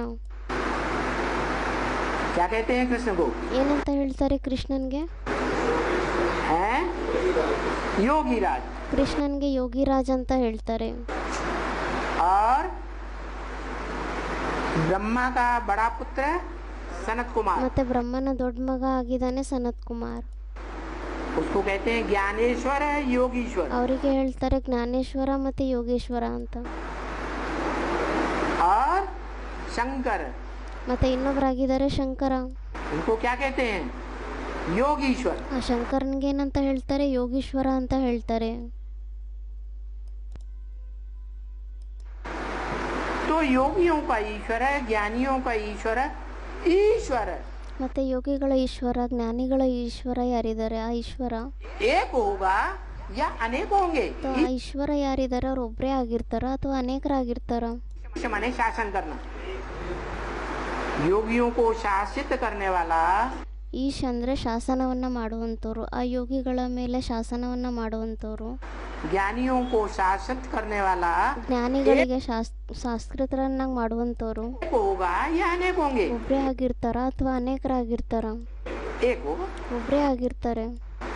तो ये जिनका नाम शास्त्रों में सनत कुमार दिया, ಮತ್ತೆ ಯಾರ ಹೆಸರನ್ನ ಶಾಸ್ತ್ರಗಳಲ್ಲಿ ಸನತ್ ಕುಮಾರ್ ಅಂತ ಕೊಟ್ಟಿದ್ದಾರೆ, जिनका नाम शास्त्रों में कृष्ण दिया, ಯಾರ ಹೆಸರು ಶಾಸ್ತ್ರಗಳಲ್ಲಿ ಕೃಷ್ಣ ಅಂತ ಕೊಟ್ಟಿದ್ದಾರೆ, वो संगमयुगी कृष्ण है। ಅವರು ಸಂಗಮಯುಗಿ ಕೃಷ್ಣ ಆಗಿದ್ದಾರೆ। जिनका नाम शास्त्रों में क्या दिया? शंकर है। ಅವ್ರ ಹೆಸರು ಶಾಸ್ತ್ರದಲ್ಲಿ ಏನಂತ ಕೊಟ್ಟಿದ್ದಾರೆ? ಶಂಕರ ಅಂತ ಕೊಟ್ಟಿದ್ದಾರೆ। वो जगत पिता है, ಅವರು ಜಗತ್ಪಿತ ಆಗಿದ್ದಾರೆ, मनुष्य सृष्टि का पिता है। ಅವರು ಮನುಷ್ಯ ಸೃಷ್ಟಿಯ ತಂದೆ ಆಗಿದ್ದಾರೆ। तो वो एक ही है योगीश्वर, ಮತ್ತೆ ಅವರೊಬ್ಬರೇ ಆಗಿದ್ದಾರೆ ಯೋಗೀಶ್ವರ, संपूर्ण योग लगाने वाला। ಸಂಪೂರ್ಣ ಯೋಗವನ್ನ ಮಾಡುವಂತವ್ರು। जो एक योगीश्वर है, ಯಾರು ಒಬ್ರು ಯೋಗೀಶ್ವರ ಆಗಿದ್ದಾರೆ, वही जब संपन्न बनता है, ಅವರೇ ಯಾವಾಗ ಸಂಪನ್ನ ಆಗ್ತಾರೆ? कितने साल में? 40 साल। ಎಷ್ಟು ವರ್ಷದಲ್ಲಿ? 40 ವರ್ಷದಲ್ಲಿ। तो बच्चों को नंबरवार राजयोग सिखाता है। ಅವಾಗ ಮಕ್ಕಳಿಗೆ ನಂಬರ್ ವಾರ್ ಆಗಿ ರಾಜಯೋಗವನ್ನ ಕಲಿಸ್ತಾರೆ। राजयोगी बनाता है, ರಾಜಯೋಗಿಯನ್ನಾಗಿ ಮಾಡ್ತಾರೆ. आप समान बनाता है या नहीं बनाता है? ತಮ್ಮ ಸಮಾನ ಮಾಡ್ತಾರೋ ಇಲ್ವೋ? जब बाप ने आकर के आप समान बनाया ಯಾವಾಗ ತಂದೆ ಸ್ವಯಂ ಬಂದ್ಬಿಟ್ಟು ತಮ್ಮ ಸಮಾನ ಮಾಡ್ತಾರೆ, तो बच्चे का क्या तरीका रहेगा? ಮತ್ತೆ ಮಕ್ಕಳದ್ದು ಯಾವ ಥರ ವಿಧಿ ಇರುತ್ತೆ? उसका भी काम है, जो भी मनुष्य शक्ति के बाप के बच्चे हैं उनको आप समान योगी बनाना. ಮತ್ತು ಅವ್ರದ್ದು ಸಹ ಕೆಲಸ ಏನಾಗಿರುತ್ತೆ, ಯಾರು ಮನುಷ್ಯ ಸೃಷ್ಟಿಯಲ್ಲಿ ಆತ್ಮಗಳಿದ್ದಾರೆ ಎಲ್ಲರನ್ನೂ ತಮ್ಮ ಸಮಾನ ಮಾಡೋದು. उस आप समान का यादगार है. ಮತ್ತು ಆ ತಮ್ಮ ಸಮಾನ ಏನು ಮಾಡ್ತಾರೋ ಅದರದೇ ನೆನಪಾರ್ಥ ಆಗಿದೆ. क्या यादगार है? आज भारत में गांव-गांव में शहर में पूजा जाता है. ಏನು ನೆನಪಾರ್ಥ ಇದೆ ಅದು ಇವಾಗೂ ಸಹ ಹಳ್ಳಿಗಳಲ್ಲಿ ಪಟ್ಟಣಗಳಲ್ಲಿ ಎಲ್ಲ ಗಾಯನ ಮಾಡಲಾಗುತ್ತೆ. ಏನಂತ? विदेशों में खुदाइयाँ हुई हैं, सबसे जास्ती लिंग मूर्तियाँ मिली हैं. ವಿದೇಶದಲ್ಲಿ ಯಾವಾಗ ಭೂಮಿಯನ್ನೆಲ್ಲ ಅಗೆದಿದ್ದಾರೆ ಅವಾಗೂ ಸಹ ಅದರಲ್ಲಿ ಹೆಚ್ಚಿಗಿಂತ ಹೆಚ್ಚು ಶಿವಲಿಂಗದ ಮೂರ್ತಿಗಳೇ ಸಿಕ್ಕಿದೆ. ये यादगार है. ಮತ್ತೆ ಇದು ಸಹ ನೆನಪಾರ್ಥನೇ ಆಗಿದೆ. सारी पृथ्वी पर सार्वभौम यादगार है. ಇಡೀ ಪೃಥ್ವಿಯಲ್ಲಿ ಸಾರ್ವಭೌಮ ನೆನಪಾರ್ಥ ಆಗಿದೆ. तो मनुष्य शक्ति का बाप है, ಮತ್ತೆ ಅವರು ಮನುಷ್ಯ ಸೃಷ್ಟಿಯ ತಂದೆ ಆಗಿದ್ದಾರೆ. जो ऐसी योग की स्थिति में बैठा है. ಅವರು ಈ ತರ ಯೋಗದ ಸ್ಥಿತಿಯಲ್ಲಿ ಕುತ್ಕೊಂಡಿದ್ದಾರೆ. कैसी योग की स्थिति में ಯಾವ ರೀತಿ ಯೋಗದ ಸ್ಥಿತಿಯಲ್ಲಿ ಕುತ್ಕೊಂಡಿದ್ದಾರೆ? है हाँ, जो इंद्रियों में और इंद्रियों में भी जो बड़ी कठिनाई से कंट्रोल होने वाली इंद्रिय है. ಯಾವುದೇ ಇಂದ್ರಿಯಗಳಿದೆ ಆ ಇಂದ್ರಿಯಗಳಲ್ಲೂ ಸಹ ಒಂದು ಇಂದ್ರಿಯ ಆ ರೀತಿ ಇದೆ, ಅದು ಎಲ್ಲದಕ್ಕಿಂತ ಜಾಸ್ತಿ ಕಷ್ಟದಿಂದ ಕಂಟ್ರೋಲ್ನಲ್ಲಿ ಬರುವಂಥ ಇಂದ್ರಿಯ ಆಗಿದೆ. उस इंद्रिय से कर्म भी करता है. ಆ ಇಂದ್ರಿಯಗಳಿಂದ ಕರ್ಮವನ್ನು ಮಾಡ್ತಾರೆ. ऐसे नहीं कर्मधारा को छोड़ देता है. ಆ ರೀತಿಯಲ್ಲ ಅವ್ರ ಕರ್ಮಧಾರವನ್ನು ಬಿಟ್ಬಿಡ್ತಾರೆ ಅಂತ. कर्मयोगी है या सिर्फ योगी है? ಅವರು ಕರ್ಮಯೋಗಿ ಆಗಿದಾರಾ ಅಥವಾ ಕೇವಲ ಯೋಗಿ ಆಗಿದಾರಾ? कर्मयोगी है. ಕರ್ಮಯೋಗಿ ಆಗಿದ್ದಾರೆ. कर्म भी करता है और कर्म करते बुद्धि योग से एक बाप को ಕರ್ಮೇಂದ್ರಿಯದಿಂದ ಕರ್ಮವನ್ನು ಮಾಡ್ತಾರೆ ಮತ್ತೆ ಬುದ್ಧಿಯೋಗದಿಂದ ಒಬ್ಬ ತಂದೆಯಲ್ಲಿ ಸ್ಥಿತ ಆಗಿರ್ತಾರೆ. ज्योति बिंदु को इतना गहराई से याद करता है. ಒಬ್ಬ ತಂದೆ ಯಾರಿದ್ದಾರೆ ಜ್ಯೋತಿರ್ಬಿಂದು ಅವ್ರನ್ನ ಅಷ್ಟು ಆಳವಾಗಿ ಅವ್ರು ನೆನ್ಪು ಮಾಡ್ತಾರೆ. मैं तुझ में समा जाऊं तू मुझ में समा जाए. ನಾನು ನಿಮ್ಮಲ್ಲಿ ಸಮಾವೇಶನೆ ಆಗ್ಬಿಡ್ತೀನಿ, ನೀವು ನನ್ನಲ್ಲಿ ಸಮಾವೇಶನೆ ಆಗ್ಬಿಡಿ ಅಂತ ಆ ಥರ ಸ್ಟೇಜ್ ಆಗೋಗ್ಬಿಡುತ್ತೆ. कैसा याद करता है? लीन हो जाता है. ಯಾವ ಥರ ನೆನ್ಪು ಮಾಡ್ತಾರೆ ಅವರು? ಪೂರ್ತಿ ತಲ್ಲೀನರಾಗೋಗ್ತಾರೆ. याद में लीन होने की बात है ಮತ್ತೆ ಇದರಲ್ಲಿ ನೆನಪಿನಲ್ಲಿ ಲೀನ ಆಗುವಂತ ಮಾತಾಗಿದೆನಾ? या चुल्लू भर पानी समुद्र में फेंक दिया जाए, ऐसे लीन होने की बात है. ಅಥವಾ ಒಂದು ಇಡಿಯಷ್ಟು ನೀರು ತಗೊಂಡ್ಬಿಟ್ಟು ಸಮುದ್ರದಲ್ಲಿ ಹಾಕ್ಬಿಟ್ರೆ ಯಾವ ಥರ ಅದು ಮಿಕ್ಸ್ ಆಗೋಗುತ್ತೆ, ಅದರಲ್ಲಿ ಆ ಥರ ಲೀನ ಆಗೋ ಮಾತಾ है? बाप समान स्टेज धारण करने की बात है. ತಂದೆ ಸಮಾನ ಸ್ಟೇಜನ್ನು ಧಾರಣೆ ಮಾಡ್ಕೊಳ್ಳೋಂಥ ಮಾತಾಗಿದೆ ಇಲ್ಲಿ. तो ऐसी आत्मिक स्टेज कांस्टेंट धारण करना, ಮತ್ತೆ ಆ ಥರ ಆತ್ಮಿಕ ಸ್ಥಿತಿಯನ್ನ ಕಾನ್ಸ್ಟೆಂಟ್ ಆಗಿ ಧಾರಣೆ ಮಾಡ್ಕೊಳೋದು, वो ही आत्मा की संपूर्णता. ಅದೇ ಆಗಿದೆ ಆತ್ಮನ ಸಂಪೂರ್ಣತೆ. उस आत्मा को मंदिर में हीरा के रूप में, ಅದೇ ಆತ್ಮನ ದೇವಸ್ಥಾನದಲ್ಲಿ ಲಿಂಗದಲ್ಲಿ ವಜ್ರದ ರೂಪದಲ್ಲಿ द्वापर की आदि में सोमनाथ मंदिर में पूजा गया. ದ್ವಾಪರಯುಗದ ಆದಿಯಲ್ಲಿ ಸೋಮನಾಥನ ಮಂದಿರದಲ್ಲಿ ಪೂಜೆಯನ್ನ ಮಾಡಲಾಯಿತು. सोमनाथ क्यों कहा गया? ಮತ್ತೆ ಅದಕ್ಕೆ ಸೋಮನಾಥ ಅಂತ ಯಾಕೆ ಹೇಳಲಾಗುತ್ತೆ? जो ज्ञान चंद्रमा ब्रह्मा है उसको कंट्रोल कर दिया. ಯಾರು ಜ್ಞಾನಚಂದ್ರಮ ಬ್ರಹ್ಮ ಆಗಿದ್ದಾರೆ ಅವ್ರನ್ನು ಸಹ ಅವರು ಕಂಟ್ರೋಲ್ ಮಾಡಿಬಿಡ್ತಾರೆ. उस ज्ञान चंद्रमा ब्रह्मा को बैल भी कहा गया. ಆ ಜ್ಞಾನಚಂದ್ರಮ ಬ್ರಹ್ಮ ಯಾರಿದ್ದಾರೆ ಅವ್ರಿಗೆ ಎತ್ತು ಅಂತಾನೂ ಹೇಳಲಾಗುತ್ತೆ. क्या शंकर की सवारी काय पे दिखाते हैं? बैल पर. ಶಂಕರನ ಸವಾರಿ ಯಾರ ಮೇಲೆ ತೋರಿಸ್ತಾರೆ? ಎತ್ತಿನ ಮೇಲೆ ತೋರಿಸ್ತಾರೆ. अभी बैल शंकर पर सवार है या शंकर बैल पर सवार ಮತ್ತೆ है? ಇವಾಗ ಎತ್ತು ಎತ್ತು ಶಂಕರನ ಮೇಲೆ ಸವಾರಿ ಆಗಿದೆನಾ ಅಥವಾ ಶಂಕರ ಎತ್ತಿನ ಮೇಲೆ ಸವಾರಿ ಆಗಿದಾರ? अभी कौन किसको कंट्रोल कर रहा है? ಇವಾಗ ಯಾರು ಯಾರನ್ನ ಕಂಟ್ರೋಲ್ ಮಾಡ್ತಾ ಇದ್ದಾರೆ? हैं? बैल कंट्रोल कर रहा है, सांप कंट्रोल कर रहा है। ಇವಾಗ ಎತ್ತು ಕಂಟ್ರೋಲ್ ಮಾಡ್ತಾ ಇದೆ, ಹಾವು ಕಂಟ್ರೋಲ್ ಮಾಡ್ತಾ ಇದೆ. क्या जंगल में दो प्राणी होते हैं जो बहुत पावरफुल होते ಕಾಡಿನಲ್ಲಿ 2 ಪ್ರಾಣಿಗಳಿರುತ್ತೆ, ಅದು ತುಂಬಾ ಜಾಸ್ತಿ ಪವರ್ಫುಲ್ ಆಗಿರುತ್ತೆ. हैं। जंगल का राजा कौन है? शेर। ಕಾಡಿನ ರಾಜ ಯಾರಾಗಿದ್ದಾರೆ? ಹುಲಿ. शेर ज्यादा बुद्धिमान होता है या शेर की एक औलाद भी होती है? ಅದಕ್ಕೆ ಬಾಬಾ ಹೇಳ್ತಾರೆ ಮತ್ತೆ ಹುಲಿ ಜಾಸ್ತಿ ಬುದ್ಧಿವಂತ ಆಗಿರುತ್ತಾ ಅಥವಾ ಹುಲಿಗೆ ಒಂದು ಮಗುನೂ ಸಹ ಇರುತ್ತೆ, जिसे कहते हैं टाइगर। ಅದಕ್ಕೆ ಟೈಗರ್ ಅಂತ ಹೇಳ್ತಾರೆ, बाघ ಅಥವಾ ಬಾಗ್ ಅಂತಾರೆ ಹಿಂದಿಲಿ. ज्यादा बुद्धिमान कौन होता है? ಜಾಸ್ತಿ ಬುದ್ಧಿವಂತ ಯಾರಾಗಿರ್ತಾರೆ? टाइगर ज्यादा बुद्धिमान होता है। हमारे देश का ಟೈಗರ್ ಜಾಸ್ತಿ ಬುದ್ಧಿವಂತ ಆಗಿರುತ್ತೆ ಅಲ್ವಾ? राष्ट्रीय पशु कौन सा है? ನಮ್ಮ ದೇಶದ ರಾಷ್ಟ್ರೀಯ ಪಶು ಯಾವುದಾಗಿದೆ? टाइगर। शेर क्यों नहीं ಟೈಗರ್ ಆಗಿದೆ. ಅದಕ್ಕೆ ಬಾಬಾ ಹೇಳ್ತಿದ್ದಾರೆ है? शेर क्यों नहीं? क्योंकि शेर बच्चों जैसी बुद्धि है। ಅದಕ್ಕೆ ಬಾಬಾ ಹೇಳ್ತಿದ್ದಾರೆ ಸಿಂಹ ಯಾಕಾಗಿಲ್ಲ, ಯಾಕೆಂದ್ರೆ ಅದು ಮಗುವಿನ ಥರ ಬುದ್ಧಿ ಉಳ್ಳೋದಾಗಿರುತ್ತೆ. अकल नहीं चलाता, सीधा हमला करता ಅದು है। ಬುದ್ಧಿಯನ್ನು ಓಡಿಸೋದಿಲ್ಲ, ಡೈರೆಕ್ಟ್ ಆಗಿ ಆಕ್ರಮಣ ಮಾಡುತ್ತೆ. ये नहीं देखता कि मैं इस हमले में हार जाऊंगा या जीत जाऊंगा। ಇದನ್ನ ನೋಡೋದಿಲ್ಲ, ಈ ಆಕ್ರಮಣದಲ್ಲಿ ನಾನು ಗೆಲ್ತೀನ ಅಥವಾ ಸೋಲ್ತೀನೋ ಈ ಬುದ್ಧಿನೇ ಇರಲ್ಲ. और टाइगर क्या करता है? चालाक होता है। ಆದ್ರೆ ಟೈಗರ್ ಏನ್ ಮಾಡುತ್ತೆ, ಅದು ತುಂಬಾ ಹುಷಾರಾಗಿರುತ್ತೆ, ಚಾಲಾಕಾಗಿರುತ್ತೆ. देखा माहौल मेरे अनुकूल है ಯಾವಾಗ ಅದು ನೋಡುತ್ತೆ ವಾತಾವರಣ ನನ್ನ ಅನುಕೂಲವಾಗಿದೆ ಅಂತ, तो हमला करेगा। ಅವಾಗೇ ಅದು ಆಕ್ರಮಣವನ್ನ ಮಾಡುತ್ತೆ. अनुकूल माहौल नहीं है तो हमला नहीं करेगा। ವಾತಾವರಣ ಅನುಕೂಲವಾಗಿಲ್ಲ ಅಂದ್ರೆ ಮತ್ತೆ ಅದು ಆಕ್ರಮಣವನ್ನೇ ಮಾಡಲ್ಲ. अपनी दबी हुई उंगली निकाल लेगा आराम से। ನಮ್ಮ ಒತ್ತಿರುವಂತ ಬೆರಳುಗಳನ್ನ ಆರಾಮಾಗಿ ತಗೊಂಡ್ಬಿಡುತ್ತೆ ಒಳಗಡೆ. तो भारत का राष्ट्रीय पशु टाइगर माना जाता है, इसीलिए ಭಾರತದ ರಾಷ್ಟ್ರೀಯ ಪಶು ಏನಿದೆ ಪ್ರಾಣಿ, ಅದು ಟೈಗರ್ ಅಂತ ಹೇಳಲಾಗುತ್ತೆ. जो बुद्धिमान प्राणी है। ಅದು ಅದಕ್ಕೋಸ್ಕರ ರಾಷ್ಟ್ರೀಯ ಪಶು ಅಂತ ಹೇಳಲಾಗುತ್ತೆ, ಯಾಕೆಂದ್ರೆ ಅದು ತುಂಬಾ ಬುದ್ಧಿವಂತ ಆಗಿರುವಂತ ಪ್ರಾಣಿ ಆಗಿದೆ. क्या बुद्धिमानों की बुद्धि कौन है? ಬುದ್ಧಿವಂತರಿಗೂ ಸಹ ಬುದ್ಧಿವಂತ ಯಾರಾಗಿದ್ದಾರೆ? है शिव बाप। ಶಿವ ತಂದೆನೇ ಆಗಿದ್ದಾರೆ. और बुद्धिमानों की बुद्धि के बच्चे कौन है? ಮತ್ತೆ ಆ ಬುದ್ಧಿವಂತ ತಂದೆಗೂ ಸಹ ಬುದ್ಧಿವಂತ ಮಕ್ಕಳು ಯಾರಾಗಿದ್ದಾರೆ?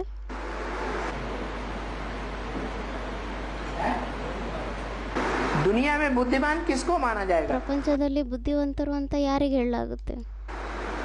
जो वैज्ञानिकों को पहचान ले वो, ಯಾರು ವೈಜ್ಞಾನಿಕರನ್ನ ಗುರುತಿಸ್ಕೊಂಡ್ಬಿಡ್ತಾರೆ ಅವರ, धर्म पिताओं को पहचान ले वो, ಅಥವಾ ಧರ್ಮಪಿತರನ್ನ ಯಾರು ಗುರುತಿಸ್ಕೊಂಡ್ಬಿಡ್ತಾರೆ ಅವರ, देवात्मा को पहचान ले वो, ಅಥವಾ ಯಾರು ದೇವಾತ್ಮನ ಗುರುತಿಸ್ಕೊಂಡ್ಬಿಡ್ತಾರೆ ಅವರ, राक्षस को पहचान ले वो, ಅಥವಾ ರಾಕ್ಷಸನ್ನ ಗುರುತಿಸ್ಕೊಂಡ್ಬಿಡ್ತಾರೆ ಅವರ, या सुप्रीम बाप को पहचान ले वो। ಅಥವಾ ಯಾರು ಸುಪ್ರೀಂ ತಂದೆಯನ್ನ ಗುರುತಿಸ್ಕೊಂಡ್ಬಿಡ್ತಾರೆ ಅವರ. ज्यादा बुद्धिमान कौन हुआ? ಜಾಸ್ತಿ ಬುದ್ಧಿವಂತರು ಯಾರಾಗಿದ್ದಾರೆ?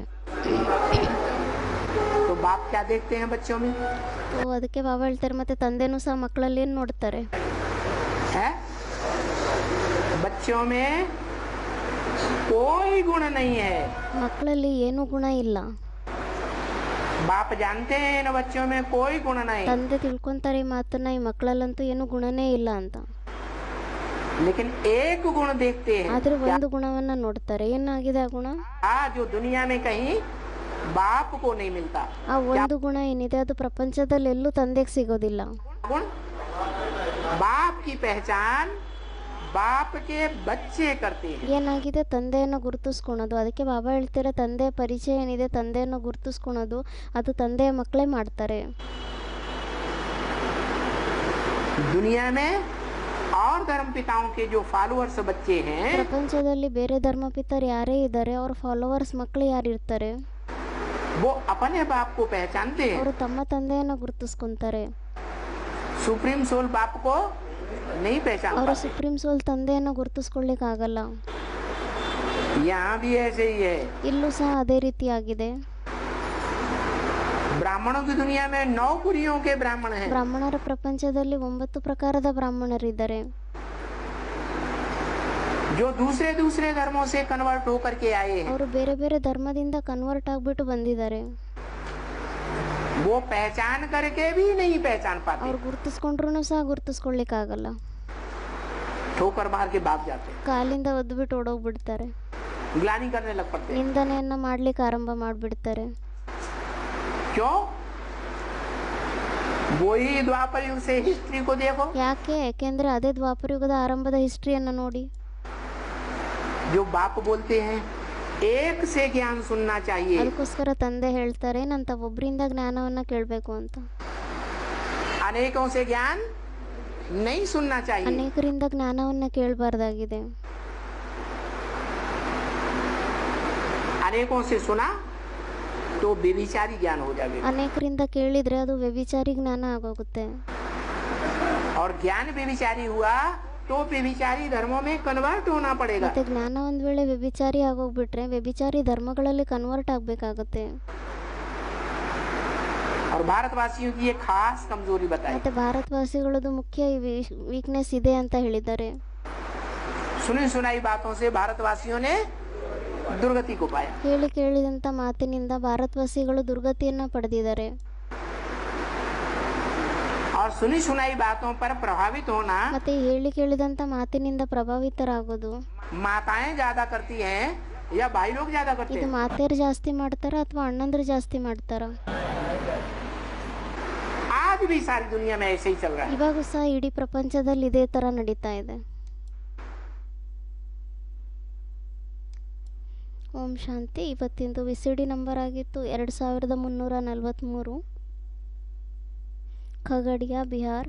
ಮುರಳಿ ತಾರೀಕಾಗಿತ್ತು 10-11-66, ಇನ್ನೊಂದು ಮುರಳಿ ಆಗಿತ್ತು 5-11-66. ನುಡಿಸಿರುವಂಥ ತಾರೀಕು 25/5/17. ಓಂ ಶಾಂತಿ.